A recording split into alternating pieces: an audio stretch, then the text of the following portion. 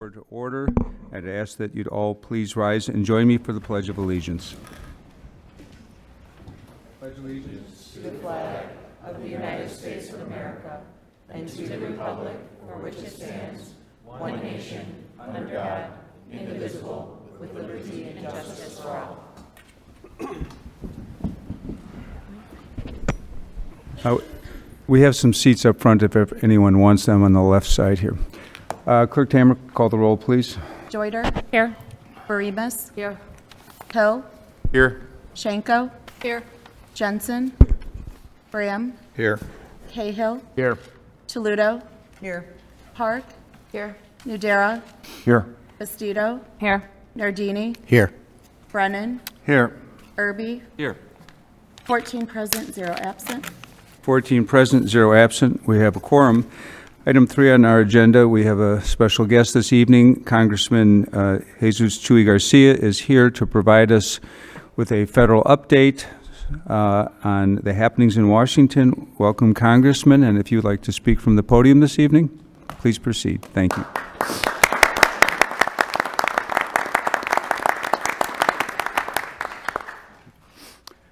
Good evening, and thank you, Mayor, for that brief introduction, just the way I like them.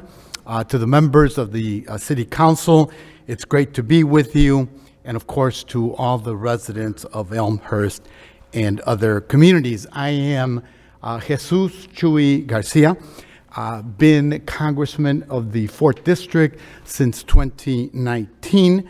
I've lived in my district since I arrived here as a 9-year-old immigrant from Mexico in 1965, first in the Pilsen community, and for the past 50-some years in the Little Village community with my wife of 46 years, 3 children, and 7 grandchildren.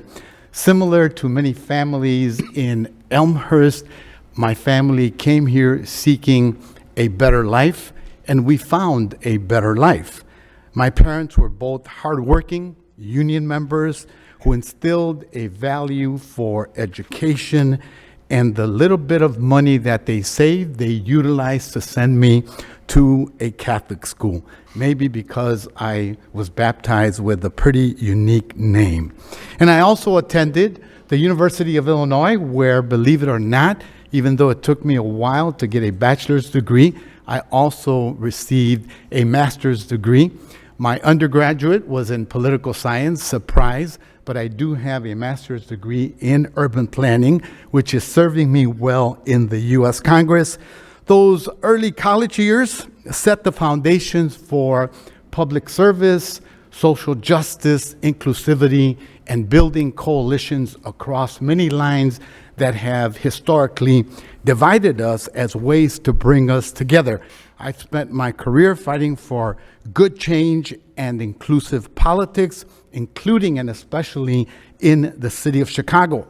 However, in Congress, I'm continuing to fight for a more just society. And for me, that means creating safe, affordable, and accessible communities where families can thrive and raise their children, fighting corporate greed and improving wages and workers' rights, re-envisioning the immigration system rooted in compassion and opportunity, and of course, working from my own experience as an immigrant, protecting and expanding access to health care, including reproductive health care, increasing equitable access to quality education, and canceling student debt, addressing the climate emergency, and holding polluters accountable. So how am I doing that? Well, as a member of the Transportation and Infrastructure Committee, I have the opportunity to push for safer,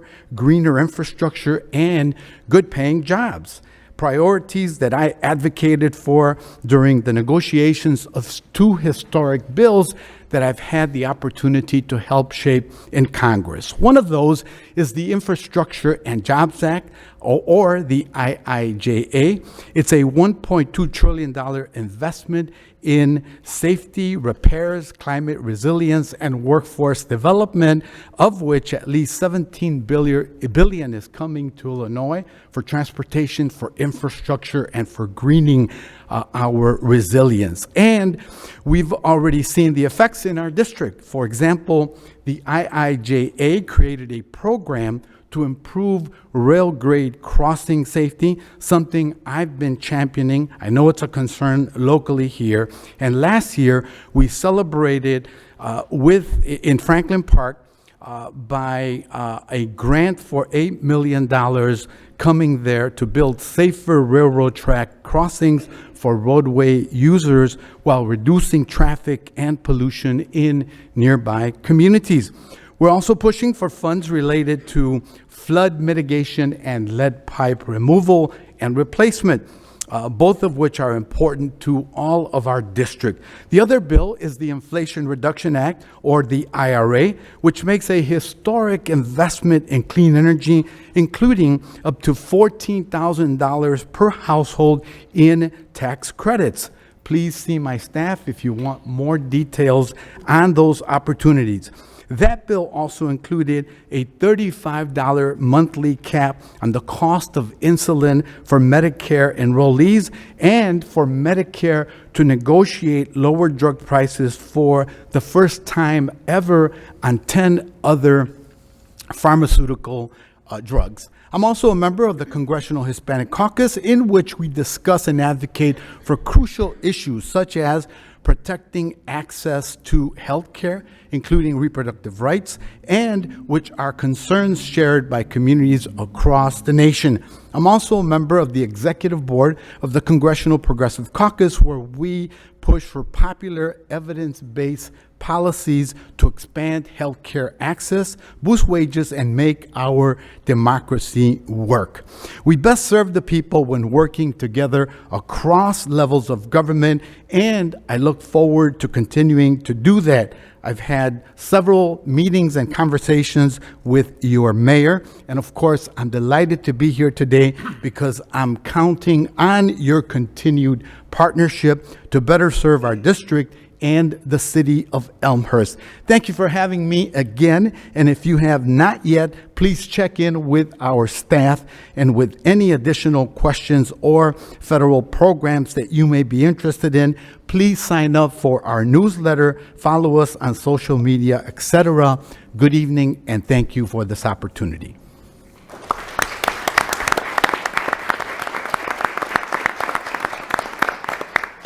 Thank you, Congressman. I didn't know if any aldermen had questions or they wanted to raise. Alderman Nardini. Thank you, Mr. Mayor. Thank you, Congressman, for being here. We're all beholden to our constituents. You're beholden to us. You mentioned the Inflation Reduction and then Build Back Better and the CHIPS Act. Those were all the 117th Congress. 118th is now.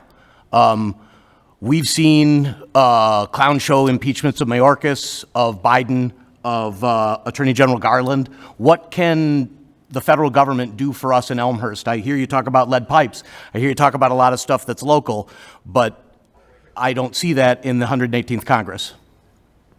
The 118th Congress is challenging because the majority has such a thin majority and margin. Consequently, a very loud and aggressive caucus threatens the speaker and the ability to engage in more bipartisan efforts on issues that the American public cares about. I don't know where that noise is. Oh. I don't know how that happened. I had it on silent. Excuse me.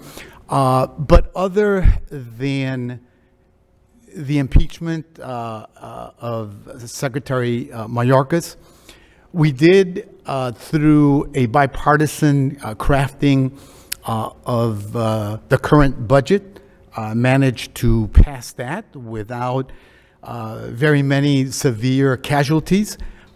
We were successful in passing agreeing on community-funded projects, a bipartisan effort, even though it is reduced and the scope of it is very narrow. For example, nonprofit organizations, it's almost impossible for them to receive funding as they have in other Congresses when there was a different majority in the House. So a lot of time has been spent on hashing out political differences that the parties have. They're going to be critical, as you know, to the upcoming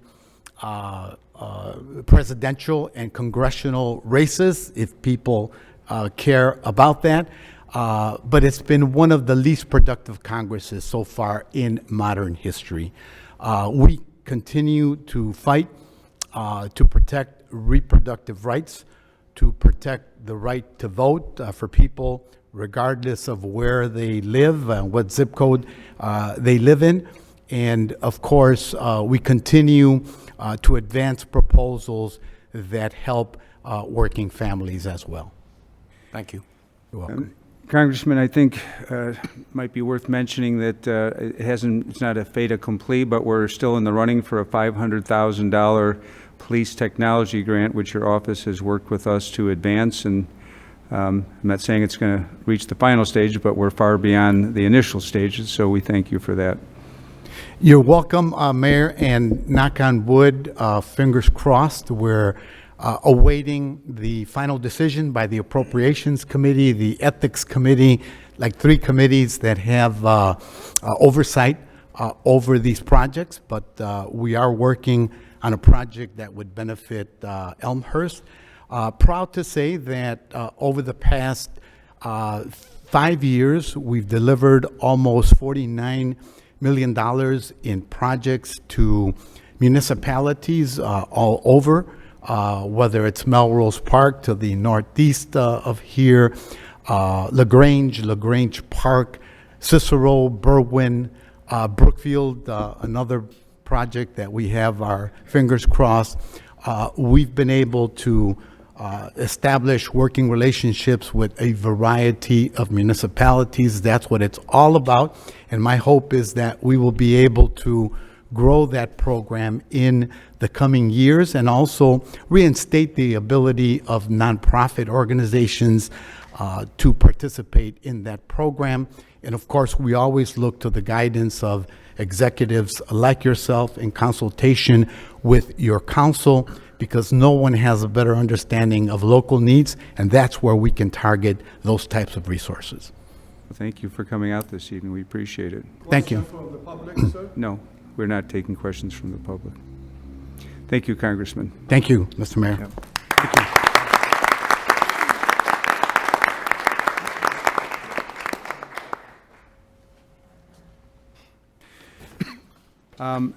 We are going to have a second presentation this evening. This is by our Business Development Coordinator, Heather Barekis, on a business development update. Heather, the floor is yours. Thank you. Great. Thank you for having me here this evening. It's rare that I get to see all of you together at once, so I appreciate the opportunity to be here. I'm going to talk about one of my favorite things. Is your microphone on? Is that better? That's there you better. go. You don't have to start over. Not but start over. continue. I'm going to talk about one of my favorite things, which I know you all are probably thinking is liquor licensing, but it's not. It's actually business and bragging about how great Elmhurst is. So I'm going to start out with just telling you that we currently have 65 million plus in active commercial projects in Elmhurst. So Elmhurst continues to be a draw for the local community, for the surrounding Chicagoland area. I have a lot of things I'm going to share tonight, but please know this is just a small snapshot of what's actually happening within the city. So we're actually going to start here with some business and residential vacancy information. So you can see on the left-hand side, we have business vacancy rates, and it compares Elmhurst to DuPage County average. And looking at retail, we have 1.9% vacant space, and this is versus 5.7% in DuPage County as a whole. You can see we also compare city center, just so you can see what city center retail is specific, and then office and industrial, and we continue to sit below the average of DuPage County. Again, just proving that Elmhurst is a draw to the local DuPage County area and surrounding Chicagoland area. On the right side, you see Elmhurst residential vacancy rates. These are listed as their pre-leased rates. So Vine, who I spoke to recently, 30% is their pre-leased rate. They actually are saying that within the next 3 months, they expect to be at 57% and in the 6 months at 80%. So industry professionals would tell you that leasing an entire space within 12 to 18 months is ideal. So they are kind of ahead of that curve right now. And you can see that based on the other numbers that they're not really cannibalizing the other large spaces in town. So the Fin right now is at 98.1%. And then Elmhurst 255, 95.8, the Mark is at 94.8. Again, this is pre-leased. Their actual lease rate is likely higher than that. So I think the Fin, when I talked to them, they said they were more like 98.8, and the others are just slightly higher than where their pre-lease rate is. They have remained at this level since they've opened. They all leased quickly and have stayed within the 90s. So again, Elmhurst continues to be a draw for a residential space as well. I also want to talk while we're on here just a little bit about the work that the Economic Development Commission does. So they meet monthly, and they meet the last Friday of each month, 7:30 in the morning, City Hall, if you'd ever like to be here for it. However, they also do things like business blitzes. So we meet twice a year, and we go to different areas of town and do retention visits. So we visit all the businesses within a specific area, talk to all the business owners, meet with them, find out what they like, what they don't like, where we can improve, anything that we can do to help. This is on top of all of the business visits I do, commissioners do on their own, and that our economic development team in general does. They also are working on events, which I think all of you recently got an invitation to our Women in Leadership events and to our Makers and Shakers events. These are just little extras that we're able to provide to our business community and then surrounding community that provide education or insights onto things that are happening within the business world. So now we're going to take a little tour around town. We're going to start with industrial and business parks. Right here, you see on the top left, I think the mayor will recognize himself in a photo. This was the ribbon cutting for the food pantry at 501 West Lake Street. They have opened a second location. It's kind of a warehouse space for them. We may see additional things happening at that location, but right now it's a warehouse storage for them to expand to. In the top right, you see Hummingbird Therapy and Enrichment Center. Hummingbird Pediatric Therapies at 501 Westlake. This is their third location. They have 2 successful locations right now in Westmont and Woodridge. And in the bottom photo, you see 837 South Riverside. This houses, it's a Class A industrial building. It houses 2 different businesses. One of them is Double Good Popcorn, which you may be familiar with doing the Boy Scout popcorn drives. And they expect to actually be operational by the end of July. And the other part is Meds LLC, and they are a pharmaceutical compounding business. So we're going to move to Lake Street. The business at the top right is actually kind of on the border of industrial and lake, but they sit within the TIF. So Lake Street is an active TIF. It's TIF 5. And as we go through anyone that I point out, I will let you know who's received or in the process of receiving grants from these locations. So Heaven's Honey at 449 West Fullerton is a local honey and honey products business. They've chosen Elmhurst as their home, and this is actually pretty significant because they have been featured, or they are featured in large restaurants like Nobu, Alinea, Gibson's.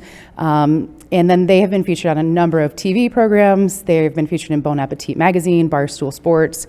So they're pretty notable, and they've chosen Elmhurst as their home now.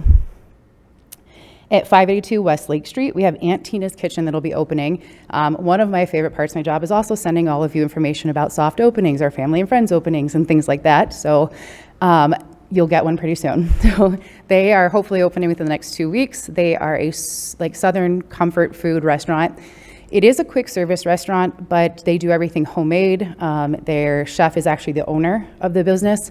It's run by he and his wife. They started as a food truck, so this is their first brick and mortar. It's always exciting when you get to be part of the process of someone kind of realizing that quintessential American dream, like here's my first business, my first, brick and mortar space. So we're really excited to have them in town. And again, we'll have more information about them opening soon. At 300 Westlake, in your bottom photo, we have Songbird School of Music. And this is kind of a funny story. They were a touring band, a touring rock band called Mungin. You can look it up later if you'd like. But they've toured for the past 10 years out of a van and decided, one of them's an Elmhurst resident. He wanted to open a school where he can teach people how to play music, where they can do retail sales of music equipment, and decided again that Elmhurst was a good space for them to settle down. So we will see them hopefully opening in the next few months. Both Aunt Tina's and Songbird are going to be recipients of retail and sign grants. Moving down the street, we have, on the right side, we have Risa Bar and Grill, and this is also part of Lions Beverage Depot. So Lions Beverage Depot has been open for about a year now. This is in the former, I think it was Throw Nation, and prior to that it was Arena, so if you're familiar where that space is. Risa Bar and Grill will be opening hopefully within the next 6 months, so we'll have both of the spaces operational. Eye Care Vision Center at 401 West Lake. So this is the top left photo. You're seeing a picture of the vault. They actually decided to take the old Elmhurst Bank building, and they're using the vault to store their high-end frames, so it's kind of a neat quality for the space. In the bottom, you see a menu from Elsie's Diner. This is actually Fred's Place, which was recently purchased. The owner is the owner of Johnny's Grill in Melrose Park, and she's very excited to have a second location. She will be a recipient of the facade grant, the retail grant, and the sign grant. So now we're going to move to North York. The top left, you see Inbox, which is a mail box rental service and mailing service. So kind of like a FedEx or UPS, but it's a standalone business on North York corridor. They are a recipient of the retail grant and sign grant as well. At 561 North York, so this is in the Brew Point Plaza, you have Pho Lime. They do Vietnamese noodle soup and other Asian foods, and they will be opening in the next few months as well. So this is in the old Synapse House space, so the other end of the plaza. And then at 730 North York, which is the former All Chicagoland moving space, it was purchased by Clear Heights Properties. This is a rendering of the work that they plan to be doing. They are in right now for a facade grant, and likely you'll see a tenant within the next few months that'll come in and be recipients of retail or sign grants. Just an idea, this is a C3 zoning, so it's general commercial, so you could see anything from retail sales to places like they have had a brewery that's interested, which would be potentially be doing brewing, and had a restaurant bar grill. They've had some high-end like camper companies or tour bus companies interested in the space. There's likely to be some sort of retail component related to whatever moves into the space though. We're going to move to North and 83 now. So on the top left, you see Hair Rebellion, and this is at 693 West North Avenue. So part of the Elm West kind of building that's there, the far west side. This is the first brick and mortar for owner. She goes by Cookie, and she does amazing color work. So if you're looking for any color, it's a good place to go. Kicks and Sticks is on your far right. This is at 683 West North, so in that same plaza. It is a golf apparel, hard to find shoes, and shoe sizes. So the owner, Mike, carries a lot of larger sizes, so if you're looking for things like 14s and up, he usually has something like that. And if he doesn't have it, he'll send you to Soul House in City Center. They work together well. And then Ladybug and Friends Daycare, which is at 633 West North Avenue, so across the street over by Fry the Coop, will be opening shortly, probably by the end of June. It's not on here, but I want to add, in the same plaza where you have the Hair Rebellion and Kicks and Sticks, between them is an empty space that has been leased by someone who will be opening restaurant supply store. We're going to move to St. Charles in 83. I think everyone knows that Five Below opened. They're doing very well. They opened in October of this past year. And then in the bottom left, you see Village Eye Care, which is at the former Crave site at 601 St. Charles. They have a number of successful locations throughout the city right now, but the owners are local and would like to expand out into the suburbs. They are actively in permitting and doing work right now. Your first look at Yorkies 2. So they plan to change their logo by doing a 2 with their fingers, the chicken's fingers, and that will be the Yorkies 2 location. They are doing a significant remodel, so if you've been by the space, you've seen that. They're adding a drive-through, they're adding kind of a patio to the front, expansion to the right side of the building, and likely later this year they'll be opening. Spring Road, so this is a highly sought-after area. We don't have a lot of vacancy here. We had one space that was vacant and it was recently taken over by Collective 222. Collective 222 is at 553 Spring Road, so next door to Kai and Kate. And they're a permanent jewelry, salon, spa, a little bit of everything there. Live Hydration opened at the end of last year, and they are a little further north on the street at 44 Spring Road. I know we had 2 restaurants, grill restaurants that opened the past year. I think you're all aware of that, so I didn't highlight them here. But again, we don't have a lot of vacant space on Spring Road. It's our second busiest area in town. People want to be there. People like to be there. Butterfield Corridor is next. We do actually have a lot of things happening.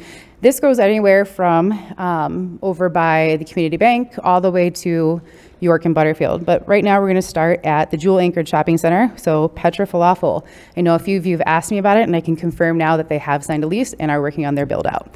So 199 East Butterfield. This is in the space that sits between the physical therapy building and Kratom CBD is where they'll be. They do need to add a kitchen, so it won't be very soon, but later in the year we'll see them opening. And then just south there on Butterfield, New York at 1042 South York in the Fresh Start Cafe Plaza, we have W3 Body Fitness that opened recently, and it's a women's gym. We're going to move across the street from the women's gym to 1035 South York. We have Paint Box Nails that's open. This is their second location. And then over to 300 West Butterfield, we have Illinois Back and Neck Institute. They're a surgery center, and they sit behind the American Legion, and they're actually nearing completion. So I expect we'll see them open in the next month or so. Moving to York and Villette at 543 North York, this is Solarium Studio. They do infrared and heated workouts, and this is their second location, with their first being in Oak Park. Golden Boy Barbecue, again, another one of those great emails I got to send out. I know a number of you have told me that you had attended. I hope you all enjoyed it. We're very excited. It's our first barbecue in the area. Previously, this was HB Jones. We always seem to get really great projects out of First Course Productions, Mr. Gambino. So we're very excited for this to be there and any of the future projects we see. They do offer its Texas-style barbecue. We're going to move down into City Center. Modern Play, as you know, opened recently with Stage, which you see in the picture beneath it. Stage is a live entertainment venue. They are booked every Friday and Saturday. They now have Thursday night karaoke if you're interested. Again, private events as well. So they're seeing great success in their space. They've done amazing work. The space is just beautiful if you haven't been in there. We do have an event coming up for economic development, our Makers and Shakers expansion, that's going to talk about AI and tech, will be held in their space, and that's actually July 18th. And then Ella's, you see on the left, which is in the former Beerheads space, and Ella's is owned by the same owners that run Gia Modern Plate was a recipient of facade, sign, and retail grant. Orlegue is our top left. This is at 110 West Park, so modern Mexican tapas, and they have a second location in South Elgin. They are also a recipient of our facade, retail, and sign grants. The bottom left is Hot Works, which is over in Addison, underneath the Mark. And I am happy to let you know that the entire space underneath the Mark has now been fully leased. So you will see Keller Williams in part of that space, Conclave Co-working, and Deborah Lynn Interiors. So I know that's all been vacant for quite a while. They all are in for active permitting, so hopefully we'll see it completely filled soon. And then everyone's favorite Kong Dog. So I know this was highly anticipated, long awaited. They are open. We saw a significant line outside on opening night, and they've continued to remain busy. And finally, we have on the left, Adorn 512. I am a walking billboard for them tonight. If you have any questions, please see me afterwards. But they do permanent jewelry, piercings. They have handmade jewelry. This is their second location. They were in Downers Grove previously. They're trying to aggressively expand their business as well. They would like to be in 5 more cities throughout the Midwest in the next year. So it's a really great place if you're looking to take someone for their first piercing experience. Claire's used to do things like this, but this is more personal. They actually do piercing parties, and it's all ear piercing. And again, they will help you pick things and make it a really great experience. And then on the right, you have Soul House at Adorn's at 106 West 2nd Street. And then Soul House at 140 North York. If you've not met Nathan Garrett, who is the owner, he's a young man who decided he really liked sneakers, and he went in and started, you can actually see him in the photo. He started kind of buying, selling, trading sneakers and decided to turn it into a business. He started in North York, and now he's down in City Center. He does, again, sneakers, streetwear, and vintage clothing. And for anyone wondering, vintage clothing starts in 1990. That's pretty much it. But I would like to say, as we wrap up, a reminder that the city does offer an available properties map. So if you know anyone that has a property available, you can have them send me the information. We post it on the map. It also makes sure that I'm aware. So when people call to ask for locations, I have that information in front of me and can share it easily. We probably, as a team, field 5 to 7 calls a week about new businesses, expanding businesses, people that want to be in Elmhurst. I'd also want to reiterate that economic development is a continuous effort. So on behalf of the city staff, and our Economic Development Commission, I want to say thank you to all of you, because all of you help make our job easier. You are helping make the city business friendly. People want to be here. People enjoy being here. So thank you. If you'd like to stay informed, my information is there. If you don't get the business newsletter, please sign up for it on the website. Thank you. Well, a couple comments. Thank you for the presentation. It's remarkable that sometimes people believe that we have a high vacancy rate downtown when it's really quite minimal. Our space is very much in demand. And similarly, I've seen on social media these stories about how the Vine is so underleased, but it's really ahead of the game in terms of where it's supposed to be. And all of these, this is our fourth close to 200 unit rental space that is in demand. So that really supports our downtown businesses. Would anyone else want to ask any questions of Heather? I have a question. Alderman Brennan, then Alderman Bram. Excellent update. Thank you. I had a question about the mark, but you answered that. So my second question's with respect to businesses desire to come to Elmhurst. I can imagine the reasons why, but a very targeted question. We have parking garages and places to park. Is that a positive in the eyes of merchants that want to come to our city center? It is. I would say that our connectivity to the city, all of our points of access are a big reason they come to. Our business incentives also tie people in, draw them in. Okay, thank you. Alderman Bram? Thank you. And Heather, thank you for coming out and speaking to us and giving us this presentation.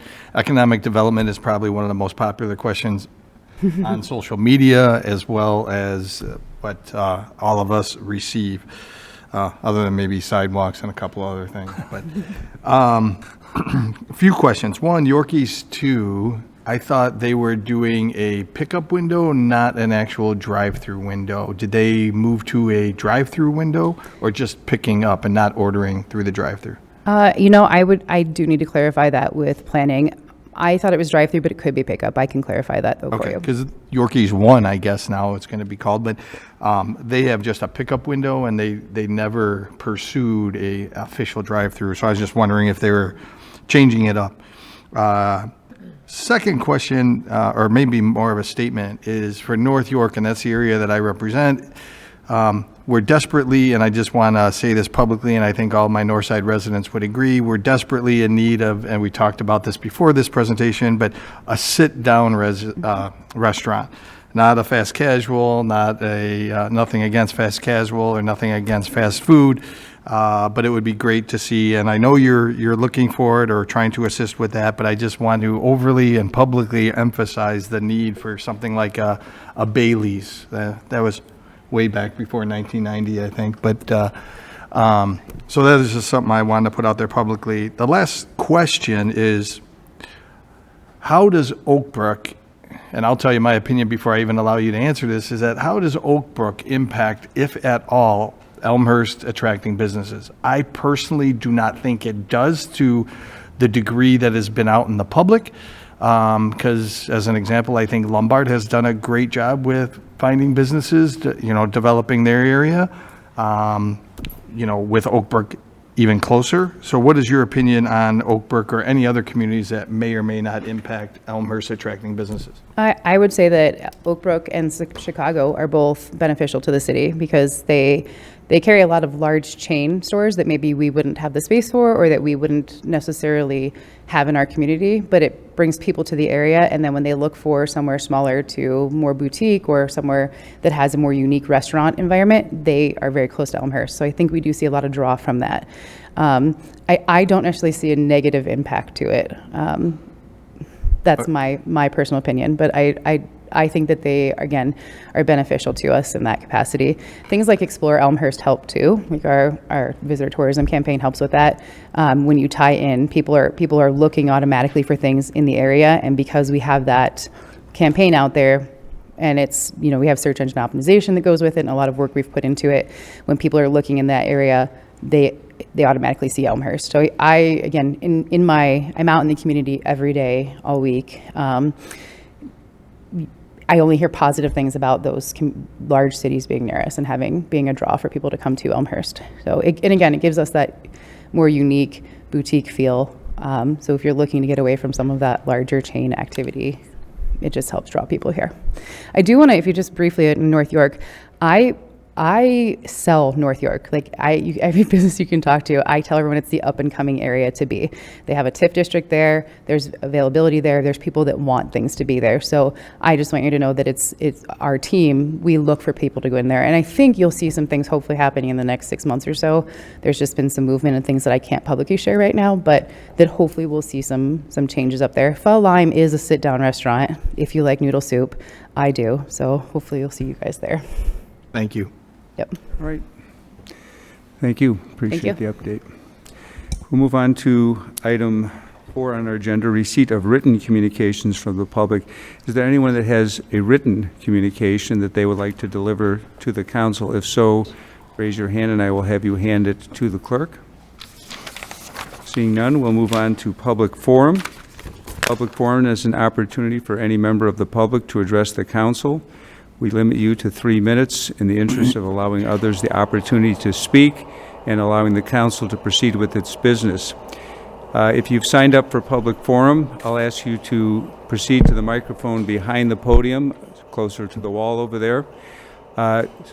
We require that you state your name. Address is optional, it just helps us to get back to you if there's anything that we want to follow up with you. I will call in the order in which people have signed in. At the end of the sign-in list, I will ask if there's anyone who did not have an opportunity to sign in but would like to make public comment, and we'll proceed that way. The 3-minute limit, I've gone over a little bit last time, but because of the number of speakers this time, I'm going to ask you to please adhere to that, and we welcome you and your comments. Clerk Tamer, who's first on the list? Victoria Ludkowski. I bet that's you. Yeah. Please state your name, address optional. Good evening. My name is Victoria Ludkowski, and I have lived in Elmhurst for 35 years at 640 North Kenilworth Avenue. Last week I spoke at the Public Forum for Public Affairs and Safety about Agenda Item 7.8. The intersection at Michigan and Gladys. From West Gladys looking north from south of the mall, you cannot see southbound traffic on Michigan.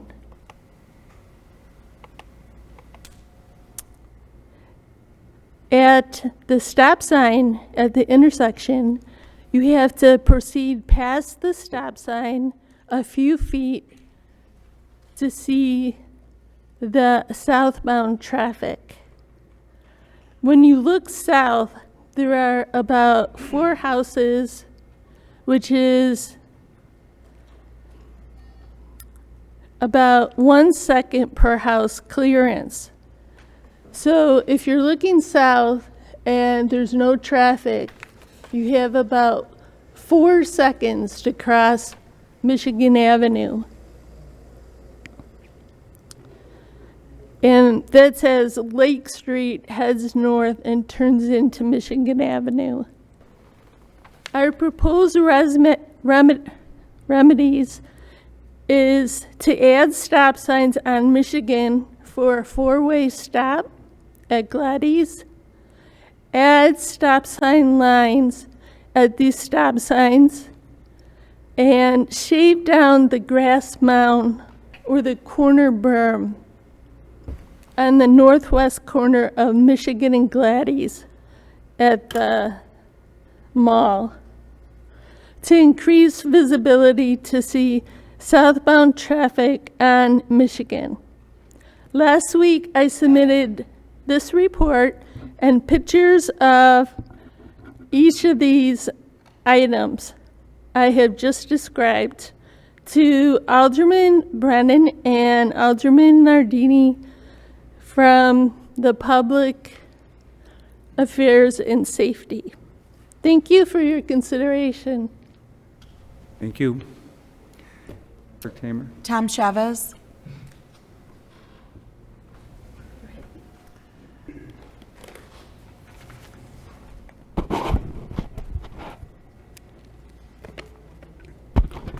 Hi, good evening. My name is Tom Chavez. I've been an Elmhurst resident for 18 years.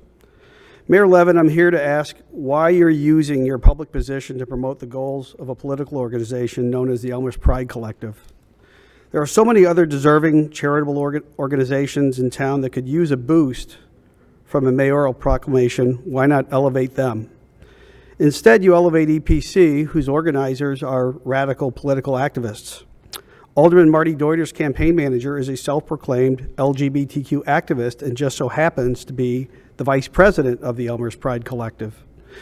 Is Marty's campaign pressuring you? Are you trying to curry favor with her campaign to score political points for your re-election campaign? Do you think all the Elmhurst businesses with painted windows fully understand where you're leading them and what they're endorsing? The Pride Collective says its core mission is to make Elmhurst safe and inclusive. Are we not already those things? In support of this mission, their website lists many resources, including the Gay, Lesbian, and Straight Education Network, or GLSEN.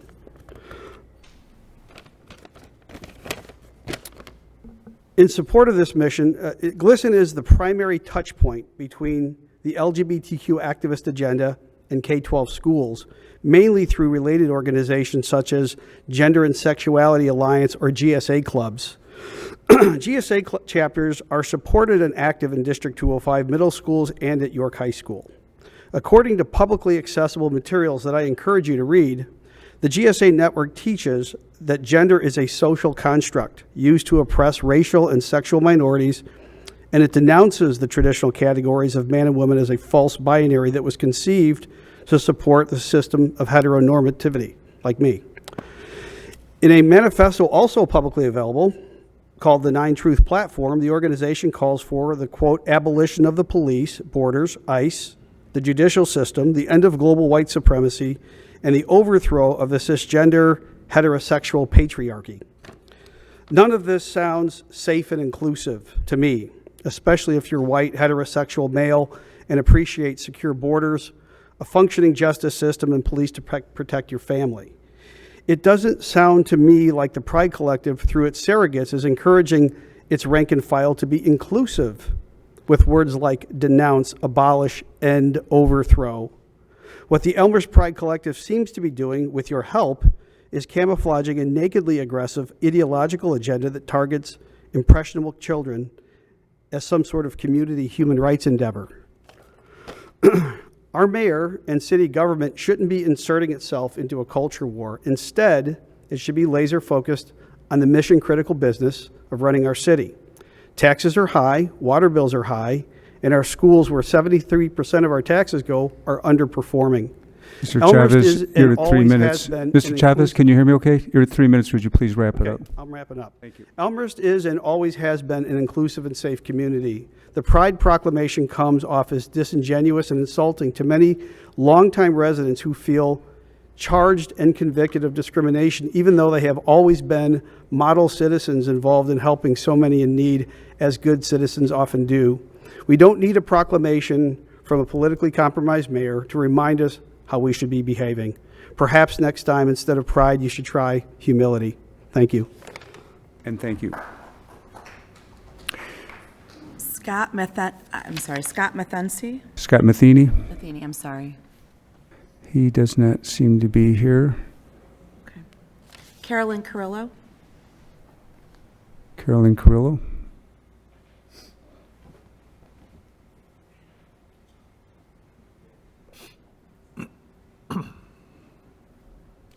Hi, Carolyn Carrillo.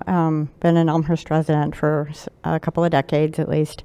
I just wanted to thank the City Council for your work on things like the business development that was just presented. And I know that you have been working on different resolutions and trying to, I know you tried to work through a better solution, like for our water bills and things like that. I wanted to commend you on spending your time in City Council on Elmhurst-related business. I recognize that at the last City Council meeting, there were quite a few speakers who came forward that were commenting on things that are not really directly in the Elmhurst City Council purview. And I really wanted to encourage any residents who are within Elmhurst who have concerns that are of a federal nature. Actually, one of our congressmen just left. And Chuy Garcia would be the person to speak to on those issues. And it would be wonderful if the City Council would remind residents of what is within purview of Elmhurst City Council business and what really is not and belongs in a different forum. Thank you very much. It's just one word. Rimshaw?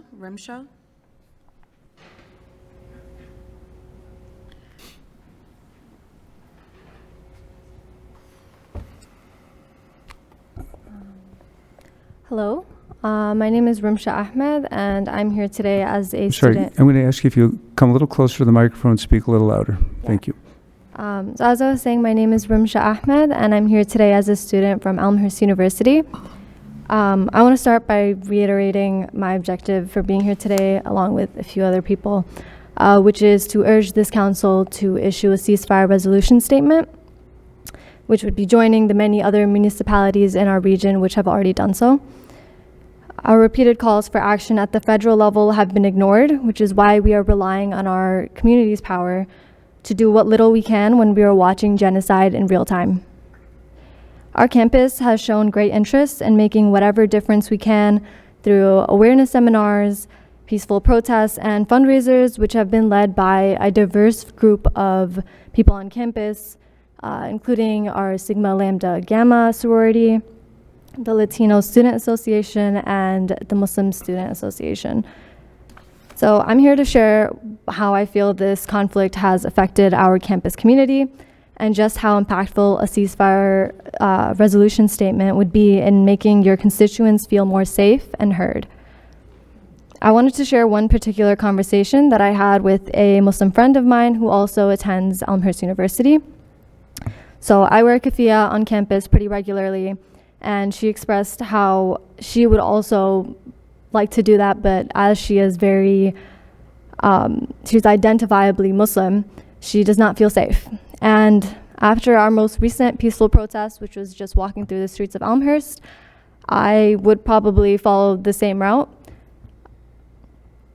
And I believe that this fear is real, and it's absolutely local. And after that protest, I feel like this is an experience that she's not alone in.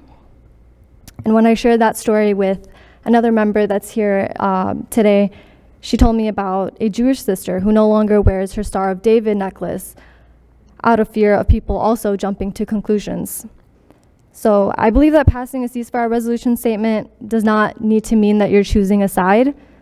It can just be a step towards ensuring that people like that Jewish sister and students on campus can express their freedom of speech and religion without any fear. It would also encourage people to educate themselves about the conflict, because people choosing to not educate themselves on the difference between being Jewish or being a Zionist, or that, wearing a keffiyeh is not some sort of associating keffiyehs with terrorism,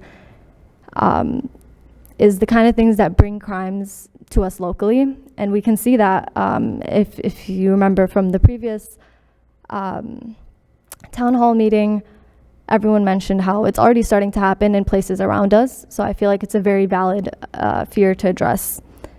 So this issue is no longer an international concern when your residents or students feel unsafe peacefully expressing themselves in their own community. Cities and townships are increasing pressure on Congress to finally act in the name. You're 3 minutes a little over. Would you please? Yeah, absolutely.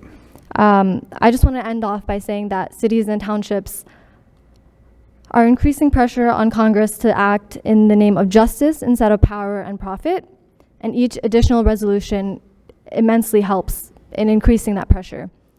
So I urge you to join other communities in standing on the right side of history, as silence is complicity. Thank you.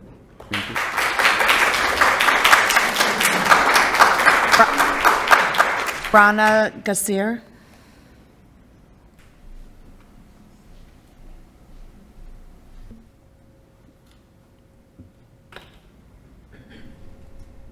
Good evening, Mayor Levin, City Council members, and Congressman Garcia's team.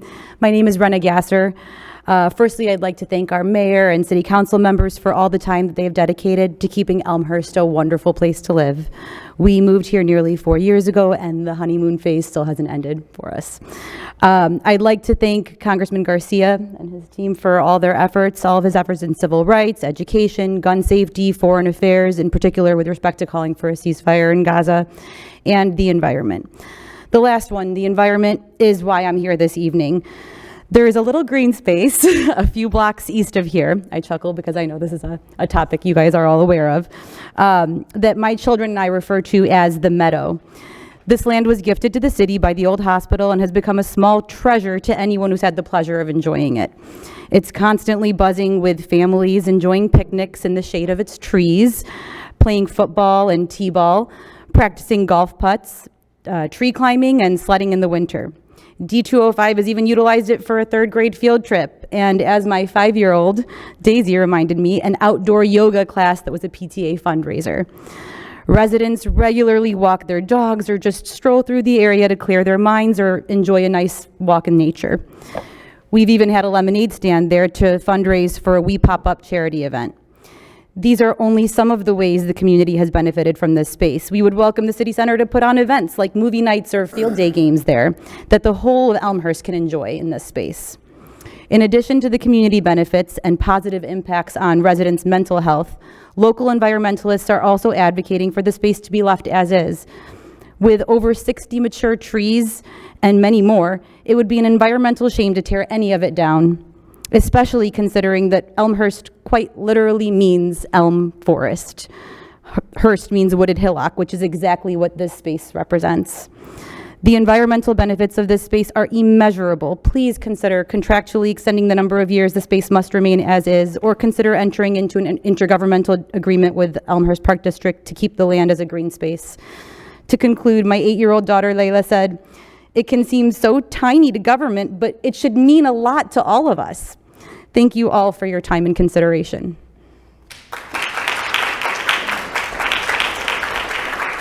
Imran Ali.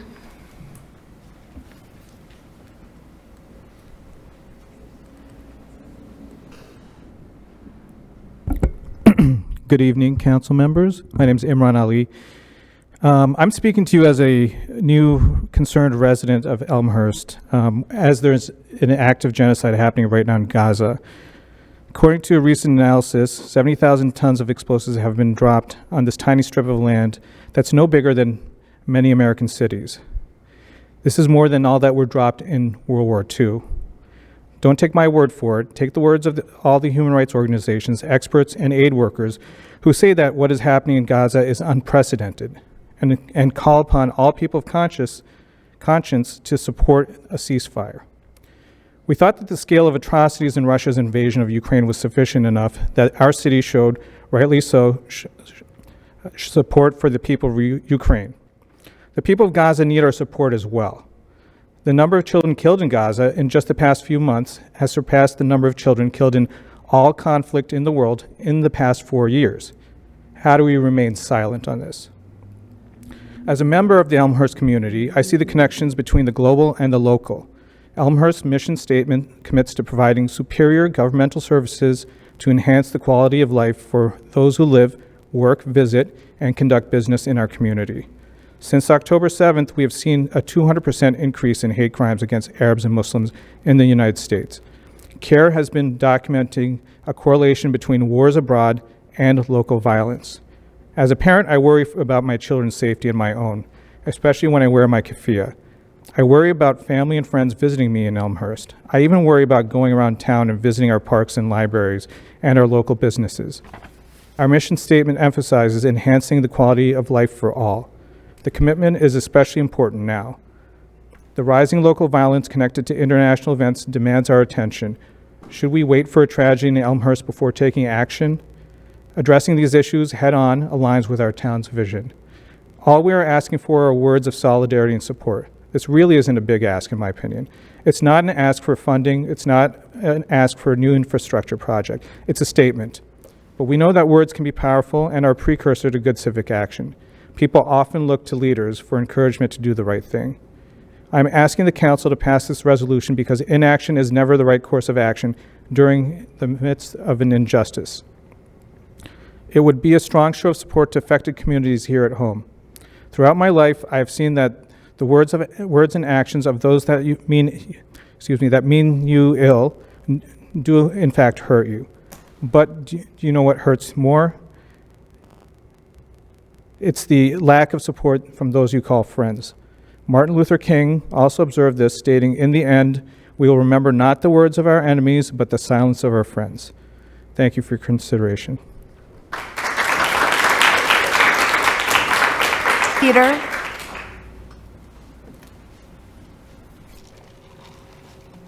Peter for now. It's just Peter for now. My name is Peter Rivera.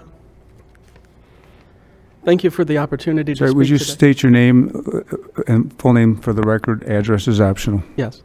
My name is Peter Rivera, and thank you for the opportunity to speak today. Proceed. The past 8 months have been painful for me as both a person of conscience and as a Jew.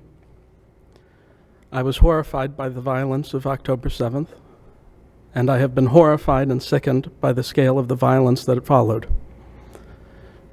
To see Jews suffering is painful to me. To see Jews, my fellow Jews, inflicting suffering on others cuts me to the core. I have no love for Hamas, and I acknowledge that war crimes have been committed on both sides of this conflict, but only one side has committed them with my tax dollars as an American, and supposedly in defense of my Jewish heritage.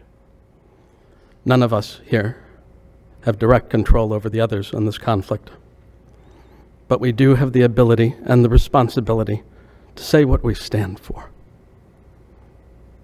I'm here to say this. Deliberate killing of civilians is not my Judaism.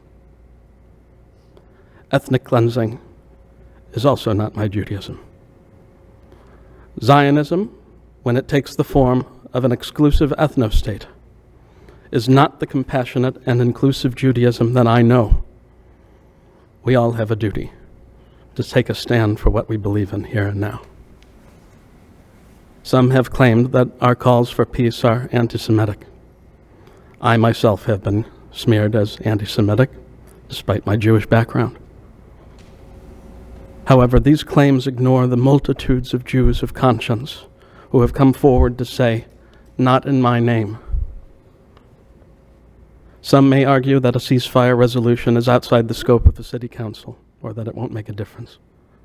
But in both Judaism and Islam, it is said that to save one life is to save the whole world.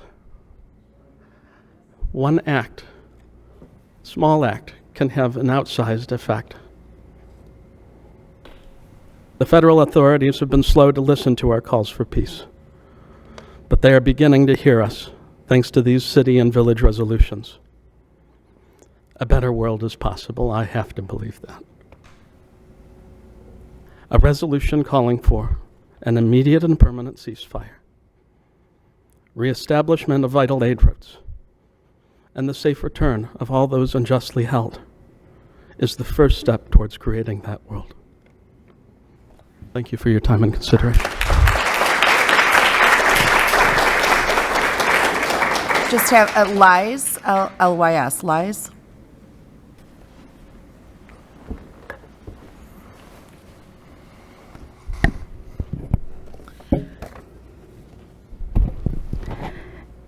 Good evening, ladies and gentlemen.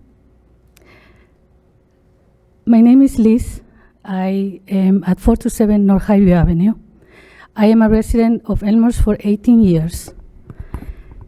My family is here with me representing 3 generations, my parents, 2 of my children, and myself. My family's experience as Elmhurst residents has been amazing. I chose our community based on the high standards that distinguishes Elmhurst from other towns. The quality of life in our community is evident by the established institutions, schools, the university, the hospital, library, playgrounds, and safety. Every child, woman, and man in the occupied territories of Palestine deserve the same freedom and safety that we enjoy here in Elmhurst. The apartheid state has shown us the face of cruelty. The world is witnessing the genocide of Palestinians. In 2023, during Ramadan, worshippers were attacked without provocation at the Al-Aqsa Mosque. It's been 252 days of violent and criminal acts perpetrated against Palestinians. There has been 15,000 children killed. Women had been raped in front of their family. Illegal imprisonments, relentless attacks to doctors, journalists, and humanitarian aid workers, heavy bombardment, drones, and snipers attacks. The reason why we are all debating this because on the ground of, the reason why we are all debating this is because on the ground, the machine of destruction does not stop for one day. Quote, therefore, we don't have the luxury to wait any longer. Time is not in our side. These were the words from Ilan Pape, and in his book, along with Noam Chomsky, the book is titled On Palestine. From the biased rhetoric of the mainstream media to Joe Biden and top Israel officials, the false narrative to conceal the atrocious acts is just another weapon used against Gazans in the West Bank. You're over 3 minutes, so please wrap up your comments. Thank you. Sure.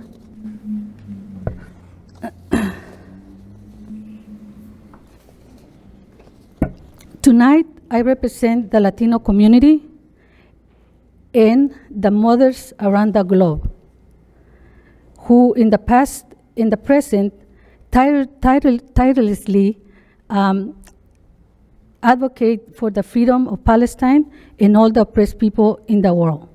It is my hope that our trustees in Elmhurst will recognize the immediate need to adopt a ceasefire resolution and stand with our Palestinian brothers and sisters, stand on the right of history and proclaim no one is free until Palestine is free, in the words of Nelson Mandela. Thank you. Mandy Pachowski. Mandy, yeah.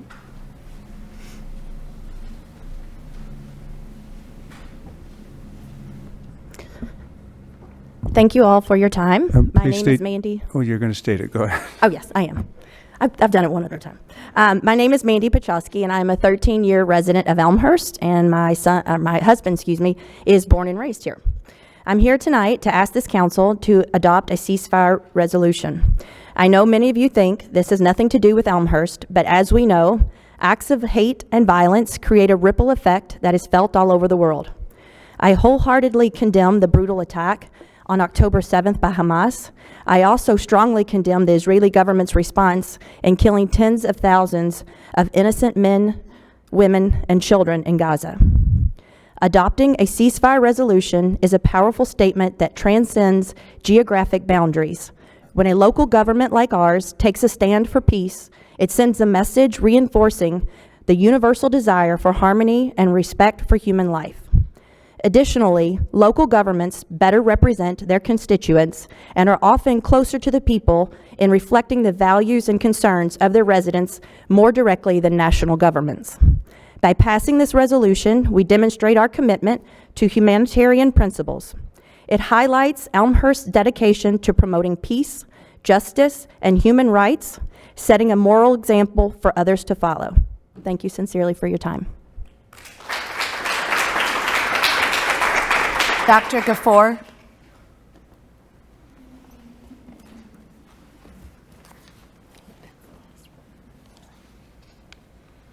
Hello everyone. Good evening. My name is Dr. Sabiha Gafour and I am proud to be a resident of Elmhurst community. Thank you all for giving us the time to speak. The council members and the audience and everyone present here. I am a retired pediatrician who worked with the Department of Public Health and Cook County Health and Hospital Systems. I consider it a privilege and blessing to work with kids from birth all the way to the young adulthood. Since October 7, 2023, there has been ongoing the killing of innocent children. It is painful to see that these children will not get a chance to have their dreams fulfilled for themselves and for their parents to come true. It is heartbreaking. This should affect everyone because life knows no sides, no boundaries, and no faith. It challenges us all to step up and to do the right thing. I urge you all to please consider approving the CFR presented. Thank you. That's all that signed up, Mayor. Did Scott Matheny come back? No. All right, is there anyone who did not have the opportunity to sign in for public comment that would like to do so? Please proceed to the microphone. State your name. Address is optional. You have 3 minutes.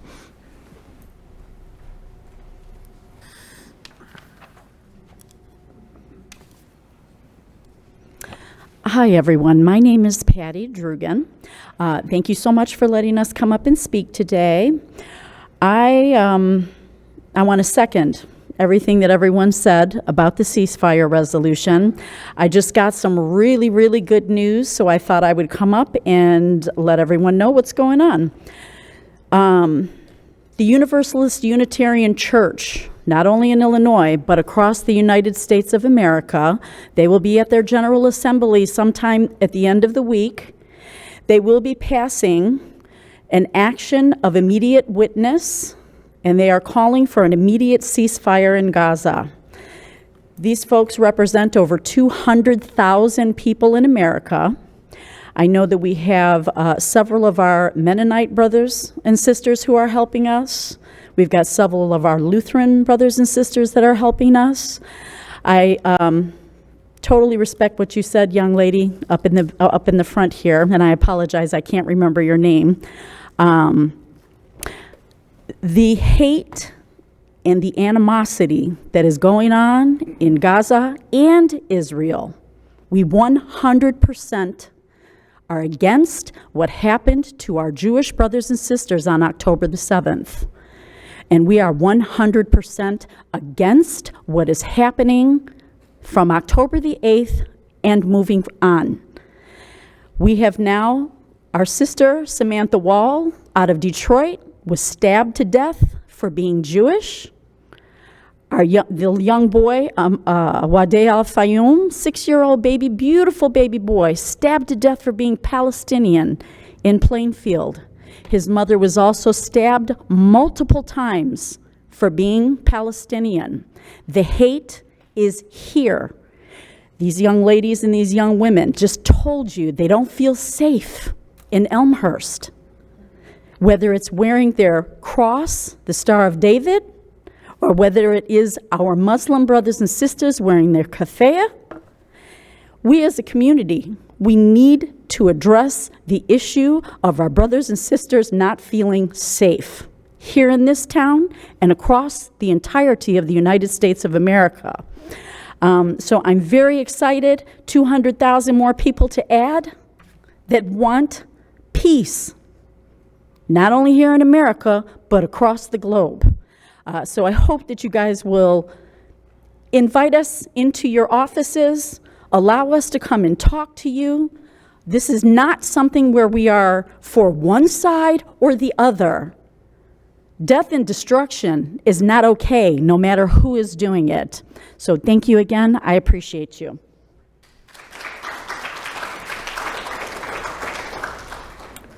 Right, I think that's going to, did you want to speak, sir? If you would Thank state you, your name. Honor. Address is optional. You have 3 minutes. Thank you, Your Honor. My name is Fayez Kozondar. And what I'm wearing is, they call it gumbaz. It's a traditional Palestinian wear for 5,000 years. I think Jesus wore this. Your Honor, what's going on in Gaza, everybody knows, and you know it very well because we see it on the screens in our living room. It's unprecedented. Beside that, the things we don't see is the war going on the West Bank of the River Jordan, where the occupying power, the apartheid system, are kidnapped 8,000 persons, besides the 6,000 prisoners subjected to the worst conditions. Even the international committees cannot visit the prisons there because there is horrible conditions over there and people die under torture, lack of care, lack of food.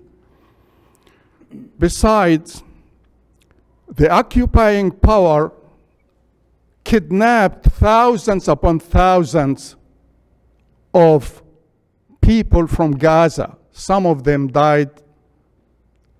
Up till now, known about 36 people died under torture. A happy birthday, happy Father's Day, by the way. Father's Day was yesterday and coincided with our high holiday, the Eid al-Adha, which is the sacrifice holiday where the Muslims called and they answer a Prophet Abraham for sacrificial because he almost sacrificed his son Ismail. Peace be upon him both. We respect all prophets. We treat them equally. But the great sacrifice is happening in Gaza. So please, talking about fathers, look about the orphans in Gaza. They lost their fathers by the thousands. 5,000 orphans in Gaza. I lost my dad when I was 12. I identify with them. I lost the warmth of my dad. I lost all these beautiful things fathers can teach their kids. All these kids Sir, lost their fathers. You're over 3 minutes, so please. Thank you very much, Your Honor, and happy Father's Day for everybody. Thank you.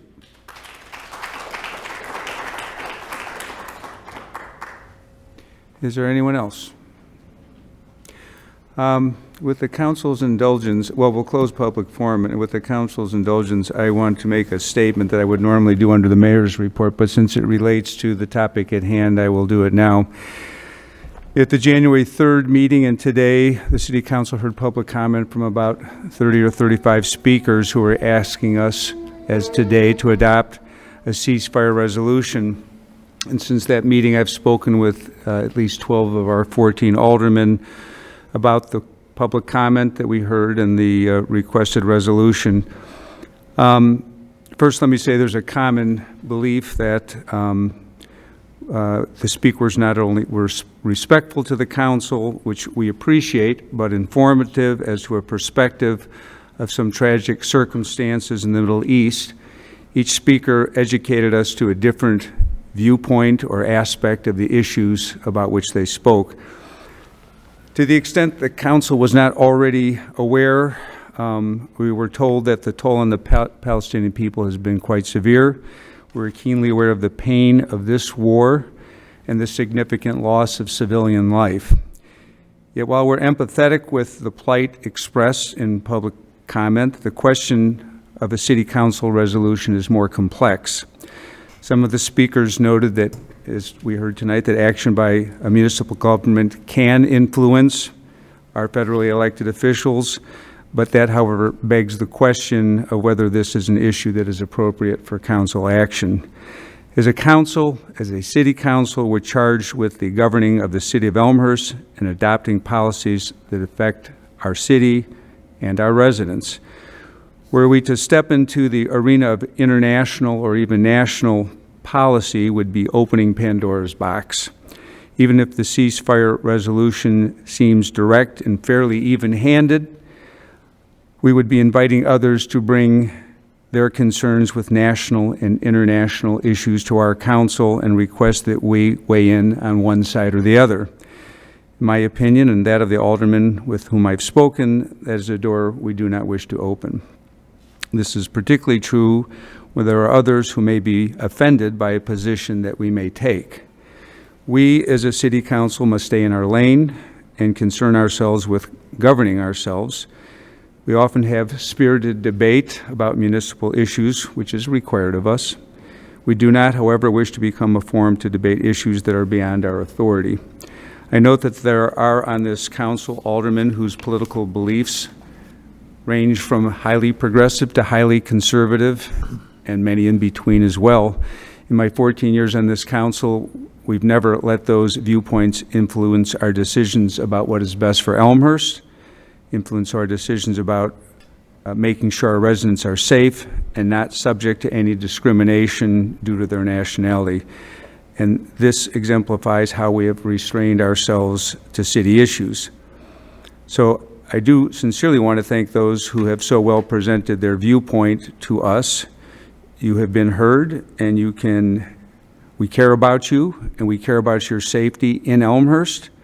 And if you have safety concerns, we do want to hear about that. We wish and pray for a peaceful and expeditious resolution of the Gaza conflict, but for the reasons I just articulated, a ceasefire resolution will not be placed in our city council agenda.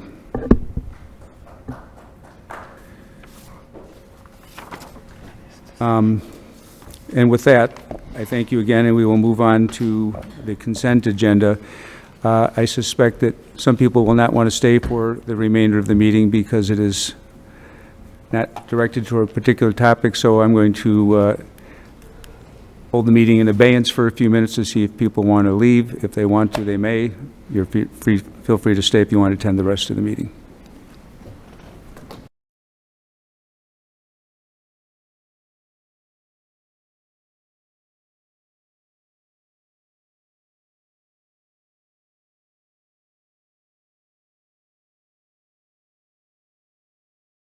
That any alderman want to make?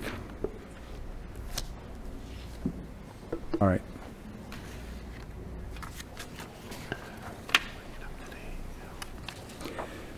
All right, we'll call the meeting back to order.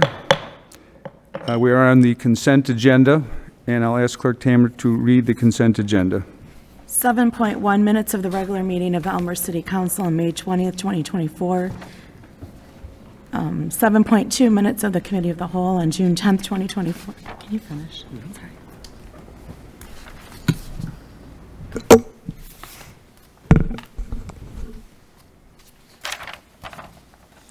Accounts payable for June 17, 2024 of $1,054,615.08. Referral, review of monetary limits on citywide cost-sharing programs. 7.5, a referral on the police station capital project. 7.6, reappointment of Desiree Chen Mancini and Sarah Diamond to the City of Elmhurst and Elmhurst University Commission. 7.7, a report, the 2024 Elmhurst Craft Beer Festival. 7.8, a report, Michigan Street and Gladys Avenue intersection evaluation. 7.9, report, Elmhurst History Museum public performance space construction bids. 7.10, report, rock salt contract for the 2024-2025 winter season. 7.11, a report, parking deck and pedestrian tunnel maintenance contract. 7.12, an ordinance granting a conditional use permit for the construction of an outdoor theater and a conditional use permit for a planned unit development with site development allowance for the property commonly known as 120 East Park Avenue, Elmhurst, Illinois, the Elmhurst History Museum. 7.13, an ordinance amending section 44.74 entitled Yield Right-of-Way Streets of Article 5 entitled Driving, Overtaking, and Passing, and section 44.92 entitled Stop Intersections Enumerated of Article 6 entitled Special Stops of Chapter 44 entitled Motor Vehicles and Traffic of the Elmhurst Municipal Code. 7.14, an ordinance authorizing execution of a purchase and sale agreement for the property in Elmhurst, Illinois. 7.15, resolution regarding the release of certain closed session minutes. Jim, you have to identify the address for 7.14. So 7.14 is the sale of property that the city owns at 994 Riverside Drive. That's a sale to Salt Creek School District number 48 for the amount of $485,000. Do we have two? You got both of them? It's just one. 644 is not on tonight. Okay. All right, thank you. Is there any item on the consent agenda that any alderman would like to remove, either for further discussion or to vote against? Seeing none, I'd like to ask for a motion to approve the consent agenda. Alderman Cahill with a motion, Alderman Brand with a second. Clerk Tamer. Deuter. Aye. Verimus. Aye. Hill. Aye. Schenko. Aye. Jensen. Aye. Bram. Aye. Cahill. Aye. Toludo. Aye.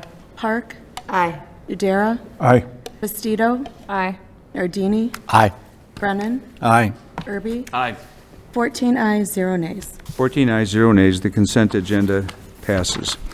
On to committee reports. 8.1, a majority report. Clerk Tamer, please read the report. It is therefore the recommendation of the Finance, Council Affairs, and Administrative Services Committee that the City Council direct the City Attorney to draft an ordinance authorizing the city to enter into a 2-year agreement with MC2 for the ComEd Match Electric Aggregation Program, utilizing 5% non-EPA certified RECs. Signed Noel Toludo, Chair, Chris Jensen, Vice Chair, and James Nudera, unsigned Alderman Rex Irby. All right, may I have a motion to put this before the council? Motion to approve by Alderman Toludo, second by Alderman Jensen. Alderman Toludo. Thank you, Mr. Mayor. I'd like to thank city staff, our committee, and members of the public who provided input into the process on this topic.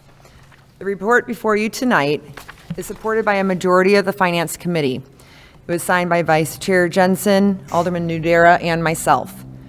We are recommending a 2-year contract renewal for electrical aggregation with MC Squared. The electricity will be supplied at the same rate as a ComEd rate, but with the benefit of utilizing 5% renewable energy credits. This 5% renewable energy credit component of the contract allows Elmhurst to maintain its EPA Green Power Community designation. A little background to support our recommendation. Elmhurst has been involved in an electrical aggregation program since 2012. Originally, the suppliers were able to offer significantly lower electricity rates than the ComEd rate. In the first 2 years of Elmhurst's program, the aggregation rate saved residents millions of dollars, literally millions of dollars compared to the ComEd rate. Unfortunately, In the last number of years, the market has changed. Providers have offered various sweeteners to communities, such as civic contributions and/or renewable energy credits. The City of Elmhurst has received both civic contributions as well as renewable energy credits in past contracts. The current market environment is such that only one supplier submitted a proposal for our aggregation program this year. Our committee recommends that proposal as we believe it is in line with what residents want, namely electricity supplied at the same rate as ComEd, but with renewable energy credits that help the environment and maintain Elmhurst's green power community designation. Another item that the committee discussed is the resident confusion caused by letters mailed about the aggregation program. During the last renewal, when programs were switched, all residents, approximately 18,000, received a letter from either MC Squared or ComEd. These mailings, while legally required, created confusion among residents, some thinking it was a scam. And I know a number of aldermen received calls, and city staff fielded many calls about this. The committee wanted to minimize that disruption if possible a second year in a row. Voting in favor of the majority report will result in the smallest portion of residents receiving a letter again this year. Approximately 6,000 residents will receive a letter if we renew the program as recommended. Next summer, no residents will receive a letter as we will be on the same program by going with the 2-year contract. A final consideration was whether to agree to a 1-year renewal or a 2-year renewal. Per our consultant, the market conditions are expected to remain the same for the next few years. We would expect the same type of proposal next summer if we only renewed for 1 year at this time. Since letters are required only when a new contract is signed, the committee agreed that a 2-year contract was best to minimize resident confusion. Additionally, the committee was made aware of possible community solar opportunities during our committee process. Given that the electrical aggregation program is separate from any community solar program we may consider, the committee agreed to look into community solar options at a separate committee meeting in the near future. With that said, I look forward to your support of the 2-year contract renewal with MC Squared for Elmhurst's electrical aggregation program. Thank you. Thank you, Alderman Toledo. Additional discussion? Alderman Irby. Thank you, Mayor, and thank you, Chair. Would it be okay at this time to go ahead and speak on the minority report? You would want to make a motion to substitute the minority report for the majority report, and then when there's a second, then we would proceed from there. Should we proceed at that now or have comments as to the Well, usually if there's a content of the majority report? Usually what I would suggest is if there's a second and we get the minority report in, then I'll see what you say, and then we might discuss them both at the same time, but let's see where we go, okay? Okay, well, I make a motion to substitute the majority report with the proposed minority report. All right, so there's a motion to substitute the minority report for the majority report. No, I think you got it backwards. Substitute the majority report with the minority report. Is that the same thing? The same thing. All right. Yeah, so Thank you. everyone's crystal clear now. All right, is there a second? Alderman Bram. Proceed, Alderman Irby. Thank you, Alderman Brand, for the second. I think the issue that we have here is that Monday we had a 1-hour interval of time to come up with this report. We had an unusual circumstance with our Director Coyle, who was on Zoom, and Mr. Huber with NIMAC was sitting at the table with us. We moved back 1 year ago, and it was just the opposite. Mr. Hoover was on Zoom, and Director Coyle was present. The dynamics at meeting, we started out with, well, here's our choices, 1, 2, and 5 years of a program that has no direct financial benefit for anybody in Elmhurst who's in the aggregation program. That was the way it was last year. That's the way it is tonight. So We did not discuss the option of not renewing the program. We talked, a majority of that Monday night was how to protect the consumer from these letters. So these letters are controlled by two things. They're primarily controlled by Section 20 ILCS 3855, whatever I've got written in the minority report. That controls the written communication that are required under state law. We also have a governance plan that started in 2012 that also addresses that almost equally as the state law does. So at that point, both then and now, the effect of the communications that would occur if we dropped out of the program, which was proposed by staff, we just never got to it due to the time constraint. So I really do feel if we didn't have the time constraint, I think the four of us would have come to a much better consensus. We had two items on that agenda Monday night, and they both required presentations, and it really just, here we are tonight trying to make up for that time. Let's get this out among the 14 of us, and let's deliberate what should have been done when we had the time on Monday. We just didn't have the time. And that's my opinion. That might not reflect the total opinion of the rest of the people in finance, but it's really hard to have a debate in 5 or 10 minutes after what we had on this Monday night remaining after those deliberations.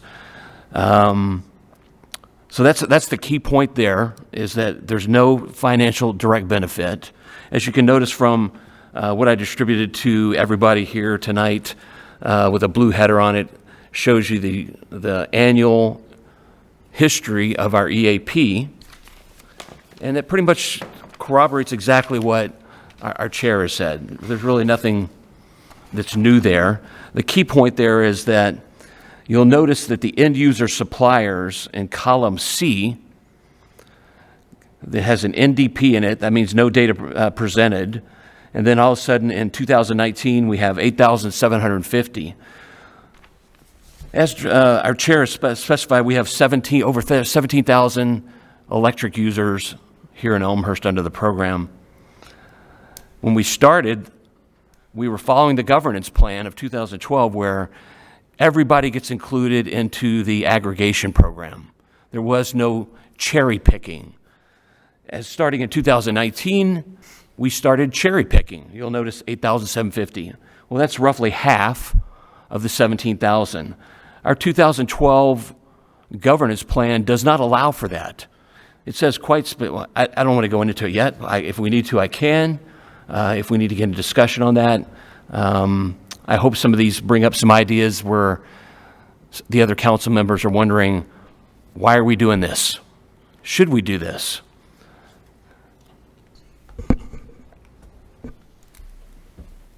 The point of that is the governance plan doesn't allow cherry picking. It's under Section 7, notification to Commonwealth Edison. It says members of the aggregation group will not be asked to take affirmative steps to be included in the aggregation group. Before that, it says the residential and small commercial retail customers of ComEd in the city that do not opt out. That means once the letters go out to the whole population, those that are on solar, those who are on real-time price, and those who are already on an alternative residential energy supplier, what we call an ARES, they are automatically excluded without even opting out. So the remaining balance is about 16,500 out of 17.5.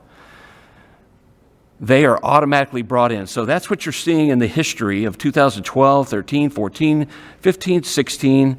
COVID hit, or 17, 18, there was nothing worth using for the aggregation program, so it went silent and dormant. Then 2019, it came back, and that's when we started cherry picking.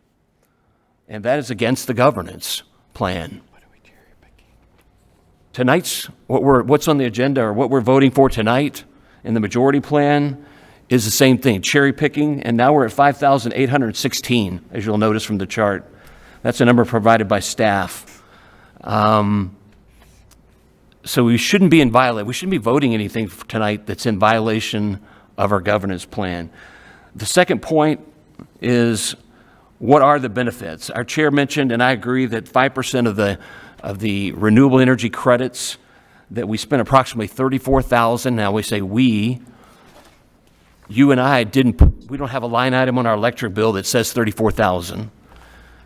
There is not a line item in the budget of Elmhurst where they cut a check for $34,000 to the broker of NIMEC. That $34,000 is paid for by MC Squared out of their gross revenue from arbitraging our electricity from a fixed amount, which is the ComEd rate, which is the same amount where everybody's paying their bill, meaning no financial direct benefit. From that difference between the real-time price and the fixed price, that is the gross proceeds of our electrical supply vendors in this aggregation program. In this case, right now, it's MC Squared. It could be any other name here. What's relevant is that's where the $34,000 comes from. It comes from MC Squared writing a check to the broker.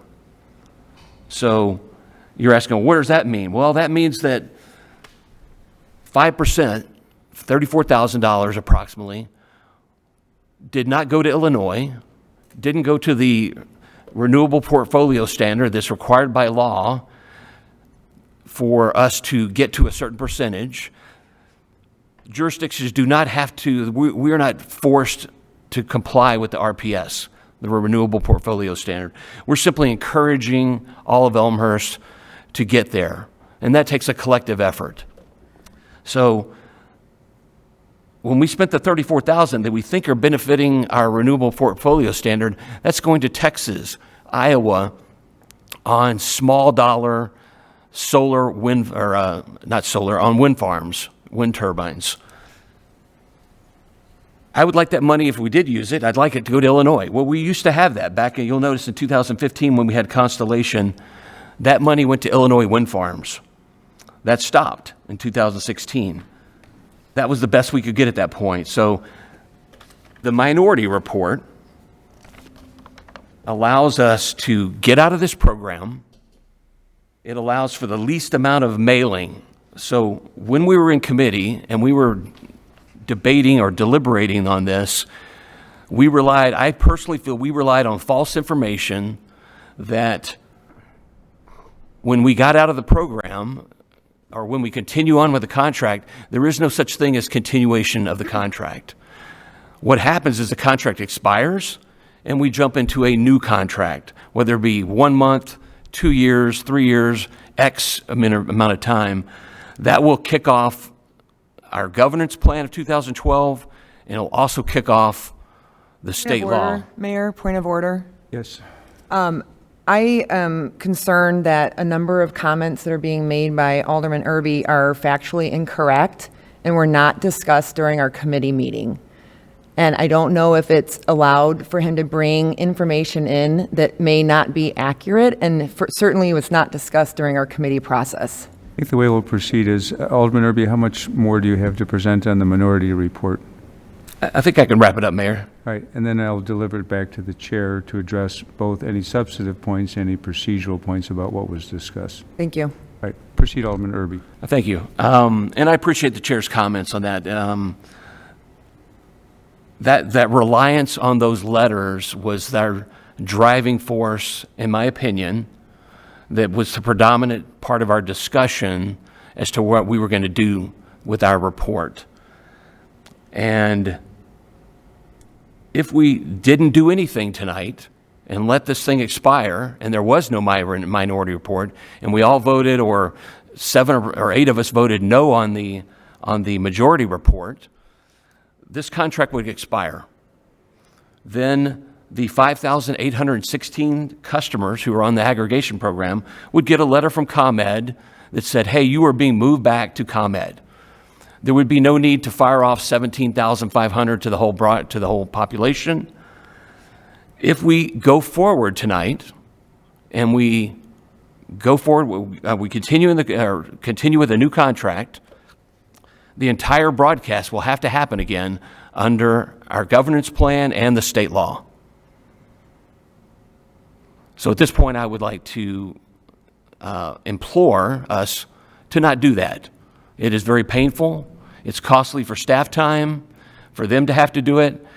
Mine is the easiest, lowest cost way to get business done tonight.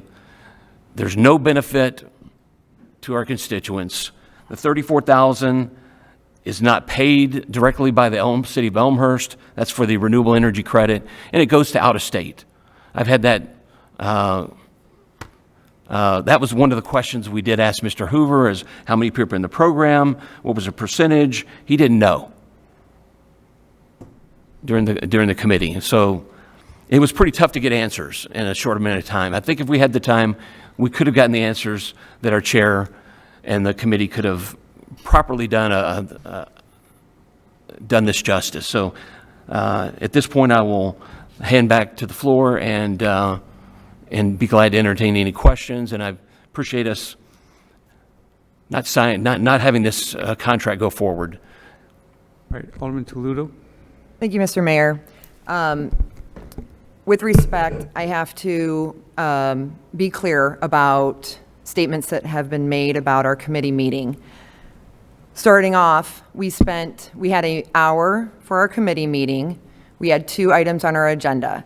We spent 35 to 40 minutes on electrical aggregation, and we spent the remainder of the meeting on our pension actuarial report. We had plenty of time to discuss this topic thoroughly. Additionally, our committee did speak about not renewing this contract and just not doing an aggregation program. The majority of the aldermen, the same aldermen that are in support of the majority report, all fully agreed that it was appropriate to continue this aggregation program as presented tonight for the reasons that I already stated. The handout that was put on the dais tonight has an additional column in it that was asked to be removed from the minority report because staff could not verify its accuracy. So I would please point you to the chart in the minority report, not the one on the dais. Additionally, the statement that was made about governance and that something in the minority report, we can't approve the contract because of some governance clause, was also asked to be removed from the minority report by staff because staff could not verify its accuracy.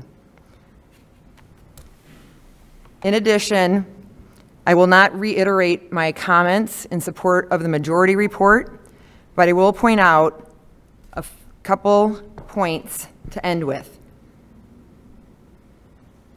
Voting in favor of the majority report or the minority report will result in the same number of letters being mailed out to residents. The current MC squared customers will receive a letter if we renew the contract or if we cancel the contract. So the 2 reports are a push on that topic. If you approve the minority report, Elmhurst will lose its Green Power Community EPA designation. It will lessen Elmhurst's environmental contributions because we will not have any renewable energy credits. And the minority report does not save anyone money versus the ComEd rate, neither does the majority report. Everyone will be paying the standard ComEd rate. So in summary, the majority report would have you cancel current environmental benefits now while looking at future opportunities. The majority report will have you keep current environmental benefits now while also looking at future opportunities. I look forward to your support of the majority report. Thank you. All right, additional discussion. I'm going to do this on either, it's on the minority report, which is the one that is currently for debate, but if you bleed into the majority report, so that we're not going to be repetitive. Alderman Bram? Thank you. Excuse me. I just want to speak to the minority report briefly. And I'm going to start out, and it's going to kind of conflict with what the action I just took, of saying that I do not support the minority report. But I do believe that anybody who submits, any elected official who submits a minority report should have the opportunity to speak to it, and that is why I seconded the motion to support, or to substitute the majority for the, I don't know, whatever the motion was. Station, train station. So that is why I seconded the motion, to give, in this case, Alderman Irby a chance to explain his minority report and the rationale behind it. But I'm not going to say anything more until we take a vote on this, but I do not support the minority report. And Brennan. Oh, fake me out. The no look. Thank you. I have a question for the chair. Proceed. So there was mention of market conditions and how they don't exist to where MC squared can provide, electricity, greener electricity at a lower cost. And what's interesting to me, and I'm not super educated on the topic, but it seems like there's more green energy out there than there ever has been, right? So the seems to me more volume of energy. You would think that it would become less expensive. So when you say market conditions, could there just be a short education with respect to what some of those drivers might be? What was the electricity in the early days subsidized? It matters with respect to my final comment that I would like to make. You want to respond, Alderman Toledo? I'll try my best. Alderman Jensen is a little bit more in this business, so he may back me up here. But we spoke with our consultant about this, and his description. Let me first start off by saying that in the past, when the electrical aggregation was able to provide residents with cost savings to the ComEd rate, it was only about cost savings. It was about providing the electricity rate at a lower rate. It was not about green energy at a lower rate. So I think that was a certain dynamic that was going on as it related to how the ComEd rate was regulated and how it is regulated now. And what our consultant described is in the past, it was regulated on a less frequent basis, and now that rate is regulated on a more frequent basis. And so the arbitrage that can happen over time for a electrical supplier like an MC squared or an LLGO, they could try to pick a rate that they would supply at that they thought over the course of a full year would average out to be lower than the ComEd statutory rate.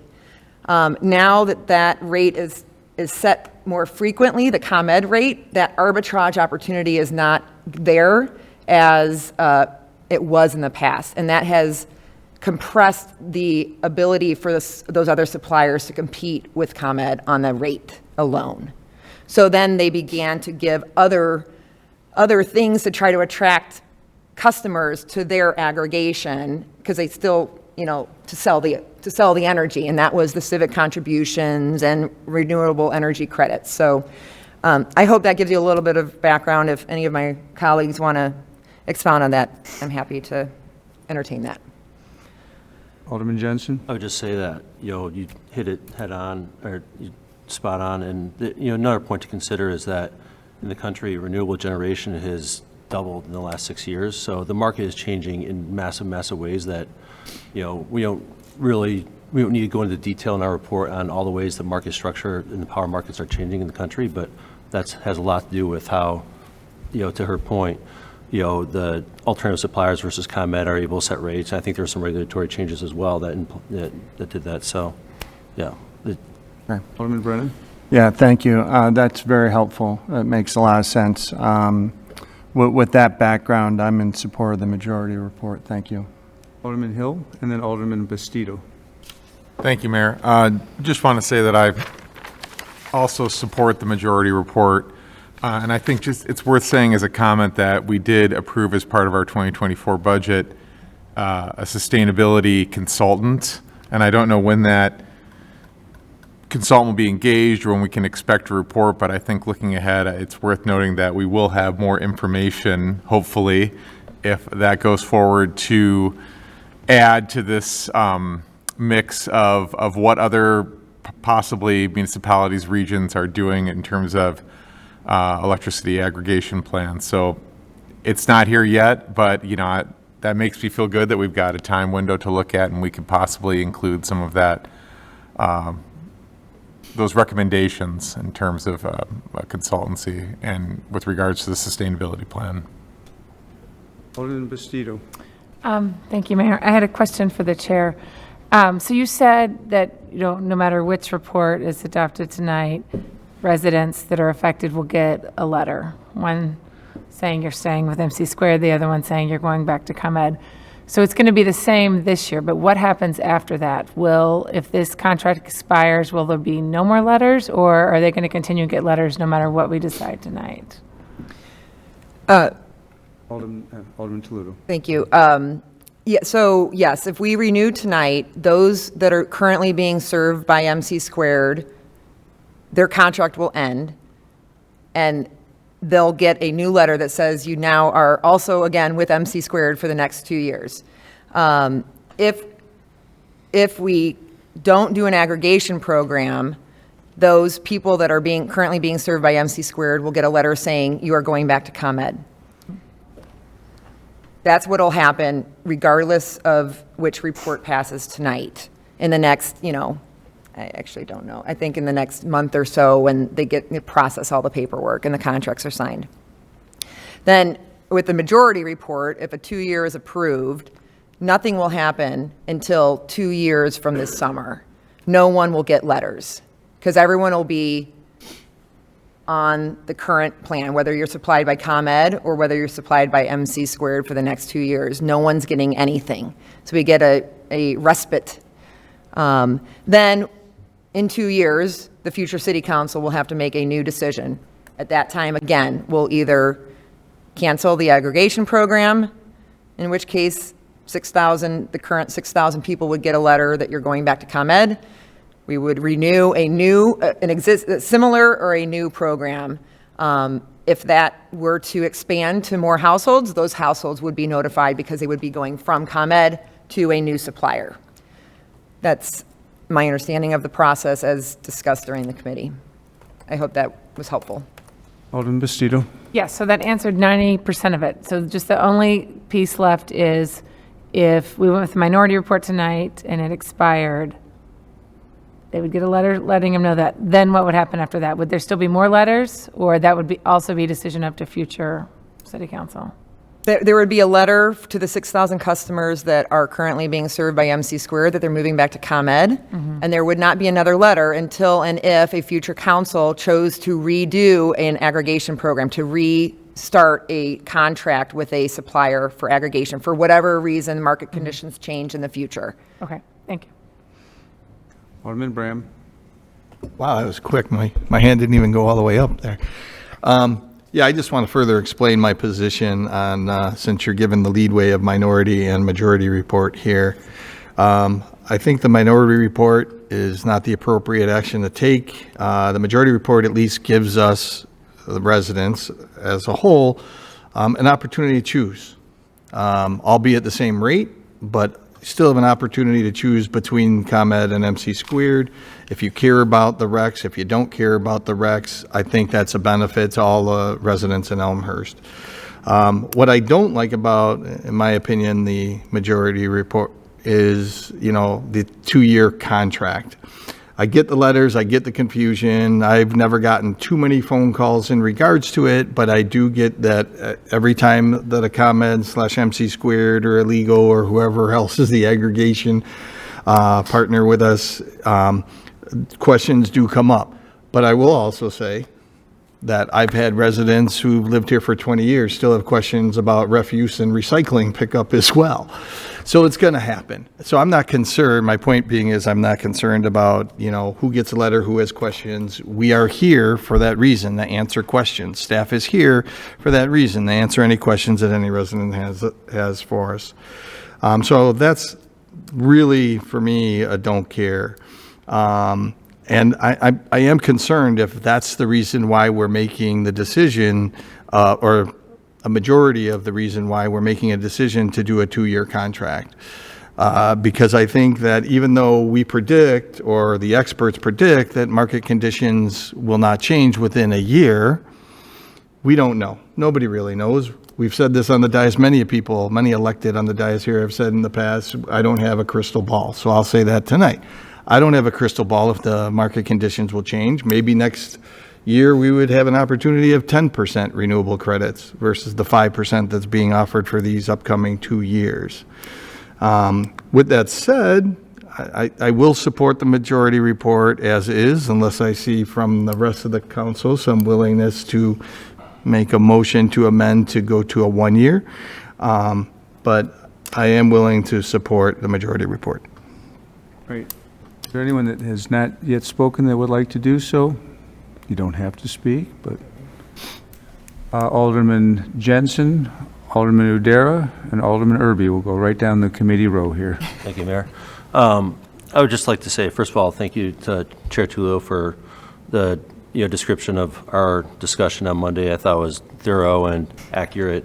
We had plenty of time to discuss it, and to say that if we sat there for another 30 minutes, hour, whatever, that we have reached a different conclusion, I think is inaccurate. I personally am very comfortable with this report. I support, even though it's only 5% RECs that we get from this, I think that's better than zero, and I think most people in the community would agree with that. Could there be more next year? It doesn't seem like the market's changed again. There were some regulatory changes that I think that happened that are making it more difficult in addition to the market changes. And the second point is, this is a minority report. There's a section here talking about what types of programs our community is considering. All those are valid ideas to think about, and I've probably better captured in referral than a minority report. This is my humble opinion. Thank you. Alderman Udara. Thank you, Mr. Mayor. There's one point that's not mentioned in our discussion right now, and the fact that we talked about the possibility of looking at solar community. That also played a role in some of our decisions when we heard our advisor talk in regards to the market just staying steady for the next 2, maybe even 3 years. The decision to hold it for 2 years was pretty acceptable, that we're going to look in other ways. And I don't think that's been brought up. So that was something that we were considering during our discussions. Thank you. Alderman Irby. Thank you, Mayor, and thanks for the comments from the finance team. We did have a presentation at the beginning of the meeting from another consultant who did present some alternatives that have been in place for many years that are already on this items of the minority report. There are 24 communities here in the collar counties in Cook and the remaining 6 or 7 of the collar counties that are already doing this with the Metropolitan Mayor's Caucus, and they're doing well with it. So these alternatives are already in place that you're seeing.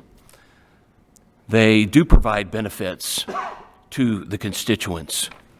So by us tonight going to a 2-year or 1-minute contract, we will not be able to participate in those programs that have been available for years.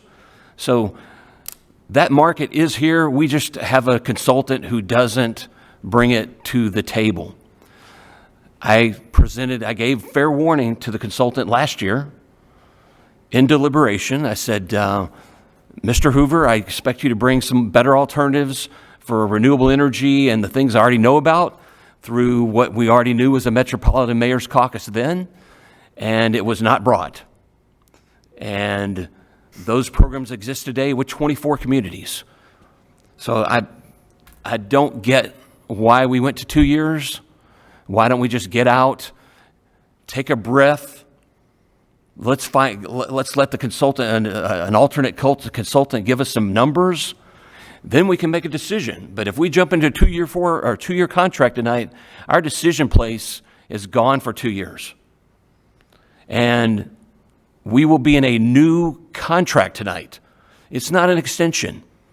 Therefore, they will have to follow the procedures of the state law and send out a full advertising to all the people per our governance plan and per state law. There's no way around it. So I beg you to at least take a pause, get a legal opinion. There's nothing that's pushing us tonight. Don't forget, we're also suspending the rules tonight.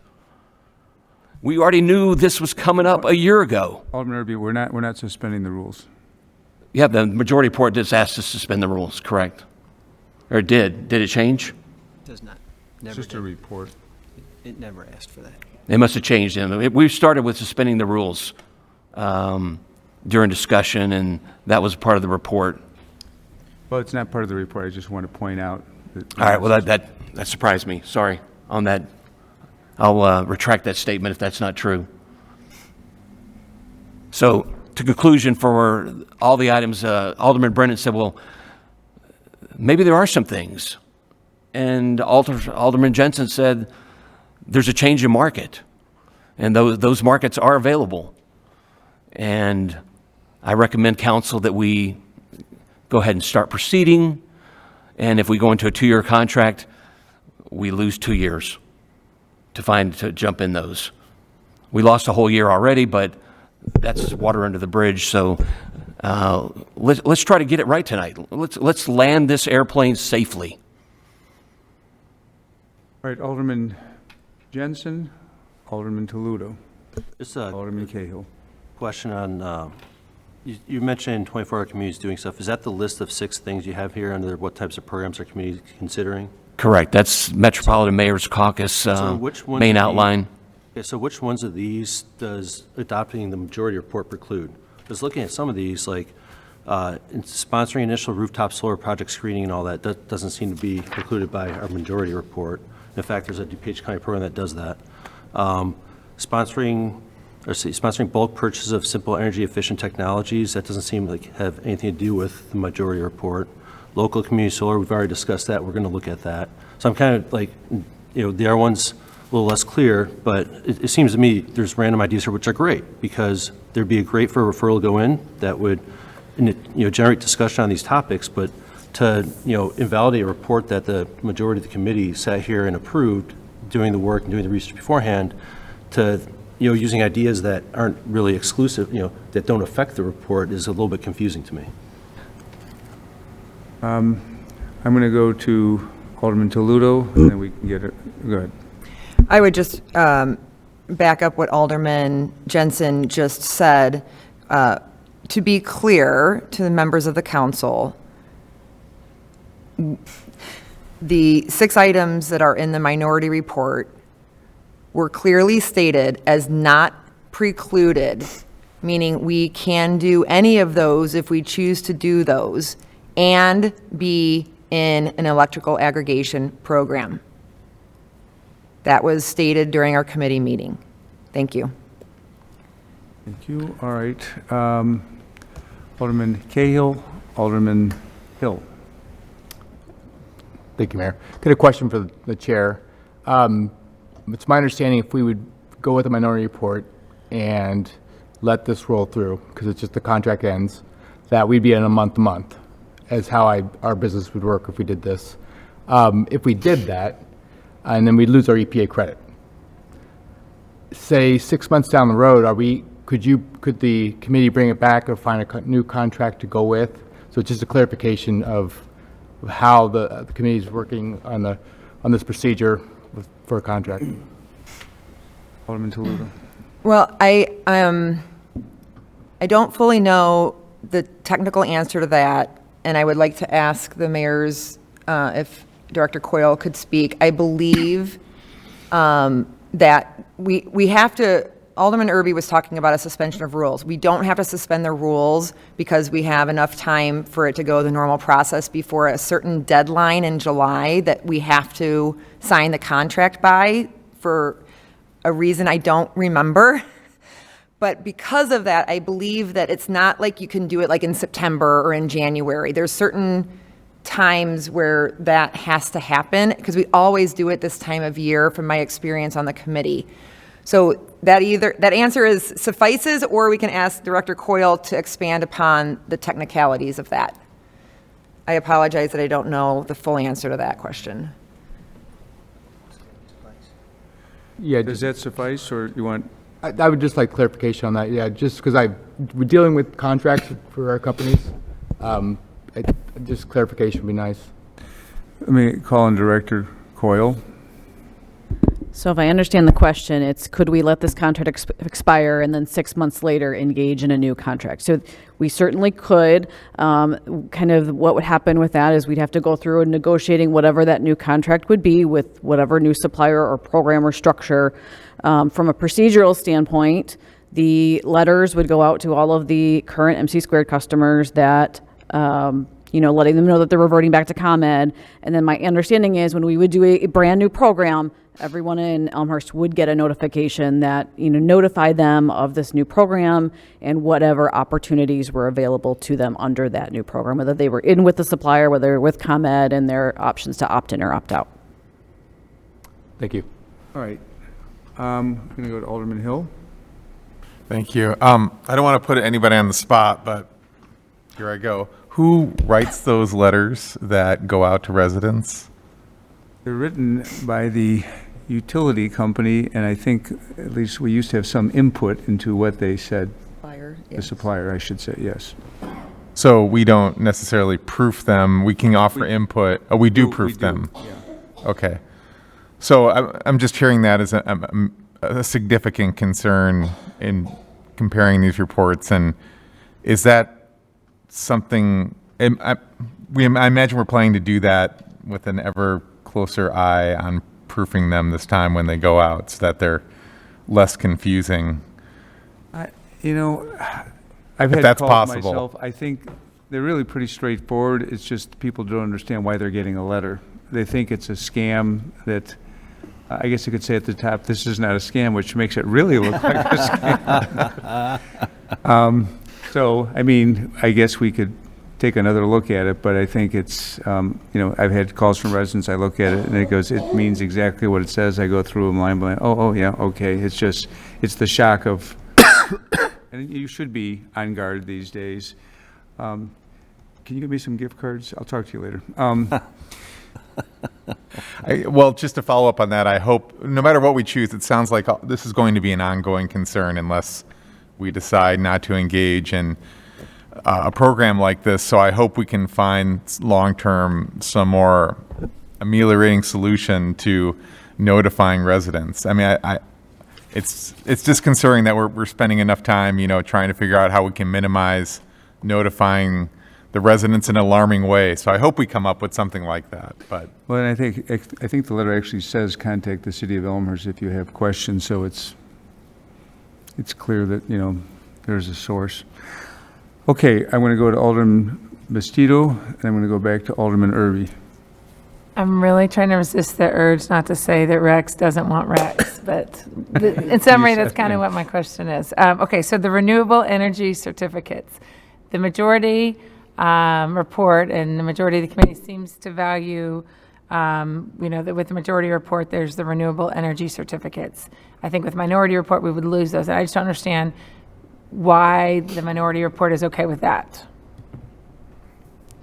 Can you maybe rephrase that for me, Alderman Bastido, of The renewable energy certificates that we will be getting, the RECs that we will be getting if we can, go with the majority report. I think that makes me think that we would lose them. They would expire if we go with the minority report. And I just want to understand why it seems like there's a value in those. So what do you have to say about losing? Your question is, how do you feel about losing the Yes. the renewable I don't know if I energy can ask about credits? feelings on the dais, but that's what I'm curious about is why, if that has value, why it's okay to just let those go. right? So Alderman Irby. Thank you, Mayor, and thank you for the question, Alderman Bastido. I do value $34,000. If I had a project in Illinois and they handed me $34,000, that would help me. That would reduce my price of, let's say it was a $1 million system. you can see the percentages that would be low. If it was a rooftop solar on your house, that might cover the whole thing. But this is not about rooftop solar. This is about large renewable energy systems on the minority report. This is 34,000 that's going out of state and does not build to our renewable portfolio standard here in Illinois. Or otherwise, you'd have to pay a much higher rate than $4 a megawatt, which is what the 34,000 represents. Hopefully that answers that question for you. Is that? Thank you. Right. Yeah, I think I want to ask a question, which I don't usually do, but I'm involved with the Metropolitan Mayor's Caucus, and I'm not aware of any electrical aggregation program. Are you saying that there is one? Right. We had a presentation on that through public comments with Mark Pruitt, who has been doing this he's the original Illinois Power Agency administrator and director. And so the answer is there's 24 communities out there doing it. This is rock solid. Doesn't mean we have to go there today, but maybe tomorrow. And I lost my train of thought on my other piece that I was going to. Well, you may have another the opportunity. 2-year contract. To reiterate, and I appreciate what Director Coyle said. She said that when you get a new contract, and correct me if I'm wrong, Director Coyle, when you get a new contract, you have to send out a notice, as in the City of Elmhurst, on City of Elmhurst letterhead, managed by City of Elmhurst, will send out all constituent letters under a new contract. Would that be correct, Director Coyle? You have to ask the chair. Yeah. If that's okay. All right, I think we're going to. I think that's what she said, but I just wanted to confirm if Director Coyle, if you wouldn't mind, and if you can, and then I think we're going to have to sort of focus on the minority report here to bring this to a conclusion. So a material change in contract where you would be changing suppliers would require sending out notices to everyone. One of the reasons why this is a renewal and we would only be sending notices to those with MC squared is because all of the contract terms, while it is a renewal, remain in place. There's no material change in terms versus a brand new provider and a brand new program. So things stay the same, and so they don't need a letter. So on that note, and I'm almost positive we discussed this in deliberation, but I may be wrong. I've been wrong tonight already, and I apologize for anything I've misspoke about. The contract has a time expiration on it that we're under MC squared right now. I can't imagine it having a let's go along as we want. I think pretty sure it has an expiration, and they immediately go back to ComEd at a date certain. Therefore, that means if we go forward tonight with the majority report, we're signing a new contract, albeit with the same vendor. And are we going to follow the governance plan and the state law and send out the full letters? Or are we just going to stick with the 5,816, and that'll have to be on city letterhead? If we go with their minority report, that'll be done by ComEd, not the city of Elmhurst. And there won't be the rest of the broadcast unless we sign another contract tomorrow. But tonight we're talking about a 2-year contract that is brand new with the same vendor. So I'm not quite sure how we're going to get around that 17,500 mass mailing. I believe this is an extension of the contract, isn't it? It's a renewal. It's an extension, but, I mean, it's not a whole new, yeah. All right, let me, Alderman Bram? Yeah, I'm sitting here confused because there's difference of opinion on the committee in regards to these 6 programs in the minority report. If those 6 programs would be locked out if the majority report moves forward, or they won't. I've heard different opinions within the committee. I hate to do this, but could I ask you, Mr. Mayor, if Director Coyle has an opinion on, or a fact on, if those are locked out or not. I'm going to call in Chair Deludo. What I express and other members of the committee express is not an opinion. It was stated in committee, and it was again reiterated in our email response to Alderman Jensen to that question by staff. So it is not an opinion. Okay. All right. Clarifies that.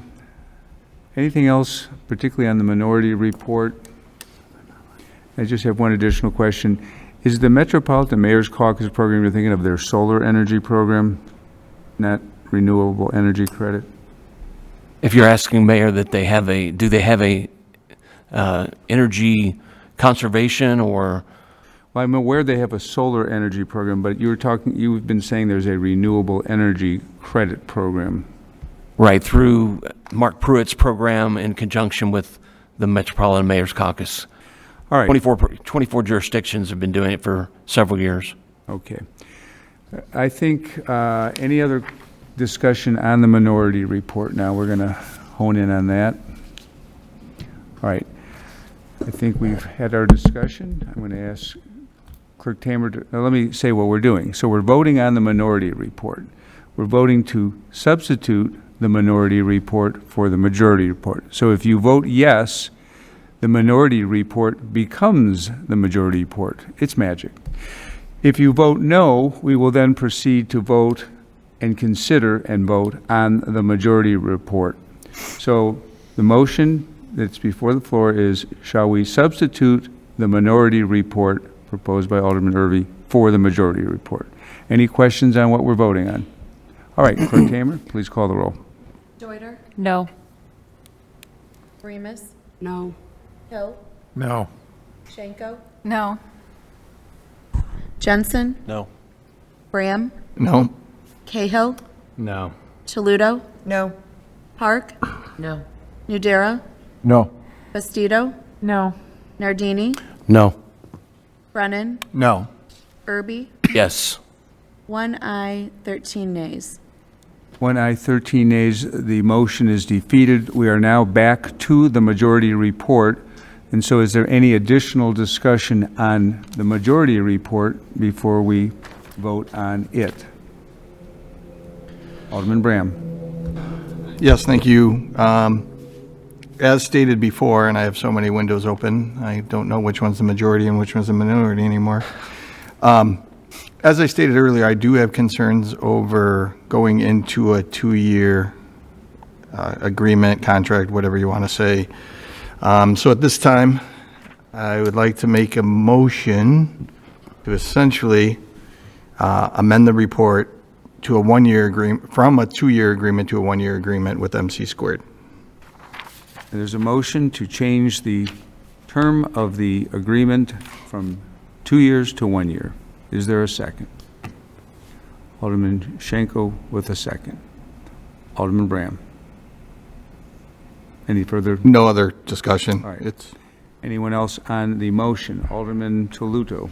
I will just reiterate what the committee has already said, which is that the supplier, our broker, stated that does not expect the market to change significantly in the next 2 to 3 years.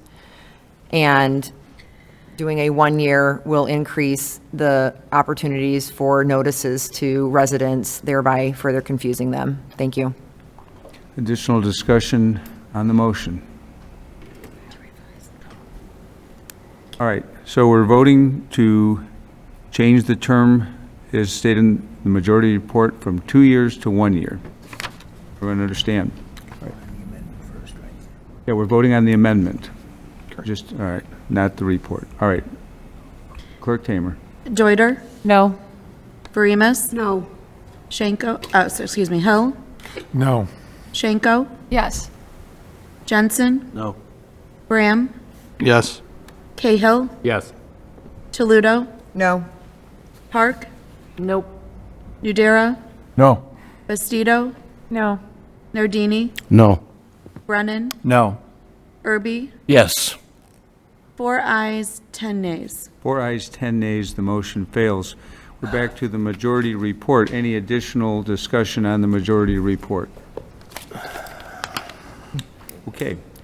I'm going to ask Clerk, so we're just voting on the majority report now. Clerk Tamer. Deuter. Aye. Varimus. Aye. Hill. Aye. Schenko. Aye. Jensen. Aye. Graham. Aye. Cahill. Aye. Toledo. Aye. Park. Aye. Nudera. Aye. Bastido. Aye. Nardini. Aye. Brennan. Aye. Irby. No. 13 ayes, 1 nay. 13 ayes, 1 nay. The majority report is approved.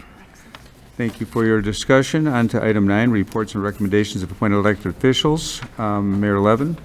First, thanks to all who attended the Downtown Plan Visioning session last Wednesday.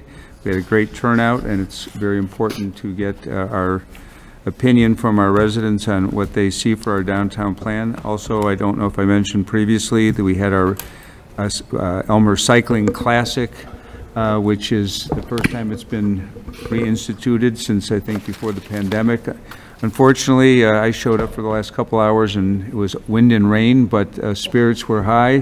They allowed me to address the crowd of about 65 by that point. It had been hundreds, but neighborhood parties endured. So I thank the organizers for bringing this very wonderful event, and I look forward to and hope they bring it back next year. Thursday, we will have a joint meeting with DPZ and the Zoning and Planning Commission. It's a public meeting, 7 o'clock to 9 o'clock on the 20th here in council chambers. And the topic is ordinance, zoning ordinance changes. Hope you can make it, Alderman Deuter.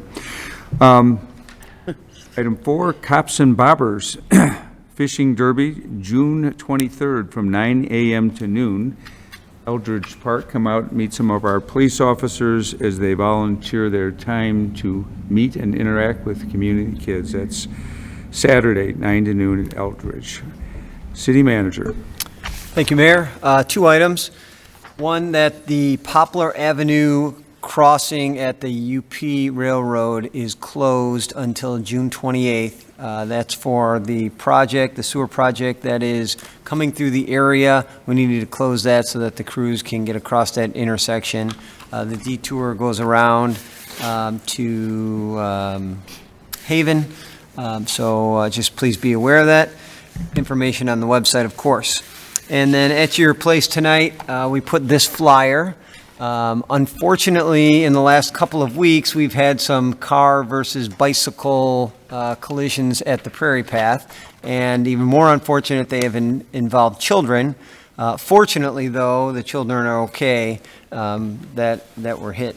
So between Cassandra's communications department and the police department summer interns, this Wednesday we will be doing a crosswalk safety blitz at the Prairie Path. From the hours of 1 to 5, where our interns will engage with pedestrians and cyclists and encourage them to use the rectangular rapid flashing beacon that is there. We have a number of those around the community, and of course we want to encourage that. So we will start more education on that in hopes that that will make the pedestrians, the bicyclists aware, as well as and especially the people driving the vehicles. It's a very congested and busy area, and so I appreciate the efforts of city staff to get out there and start that education.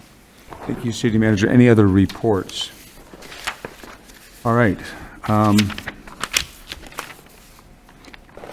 Item 10, other business. Is there any other business to be brought before the council this evening? Alderman Irby. Thank you, Mayor. This is an announcement for next Saturday, June 22nd at 1 o'clock and onward to 2:30. There'll be a renaming of the Prairie Path over on Spring Road from the Great Western Prairie Path Trail, and it'll go to the Keith Olson honorary sign with his photo there. That'll be again Saturday at 2:30, June 22nd. The Park District President Graff will be there to officiate the ceremony. And Keith Olson was a high school teacher at York for chemistry for almost 30 years.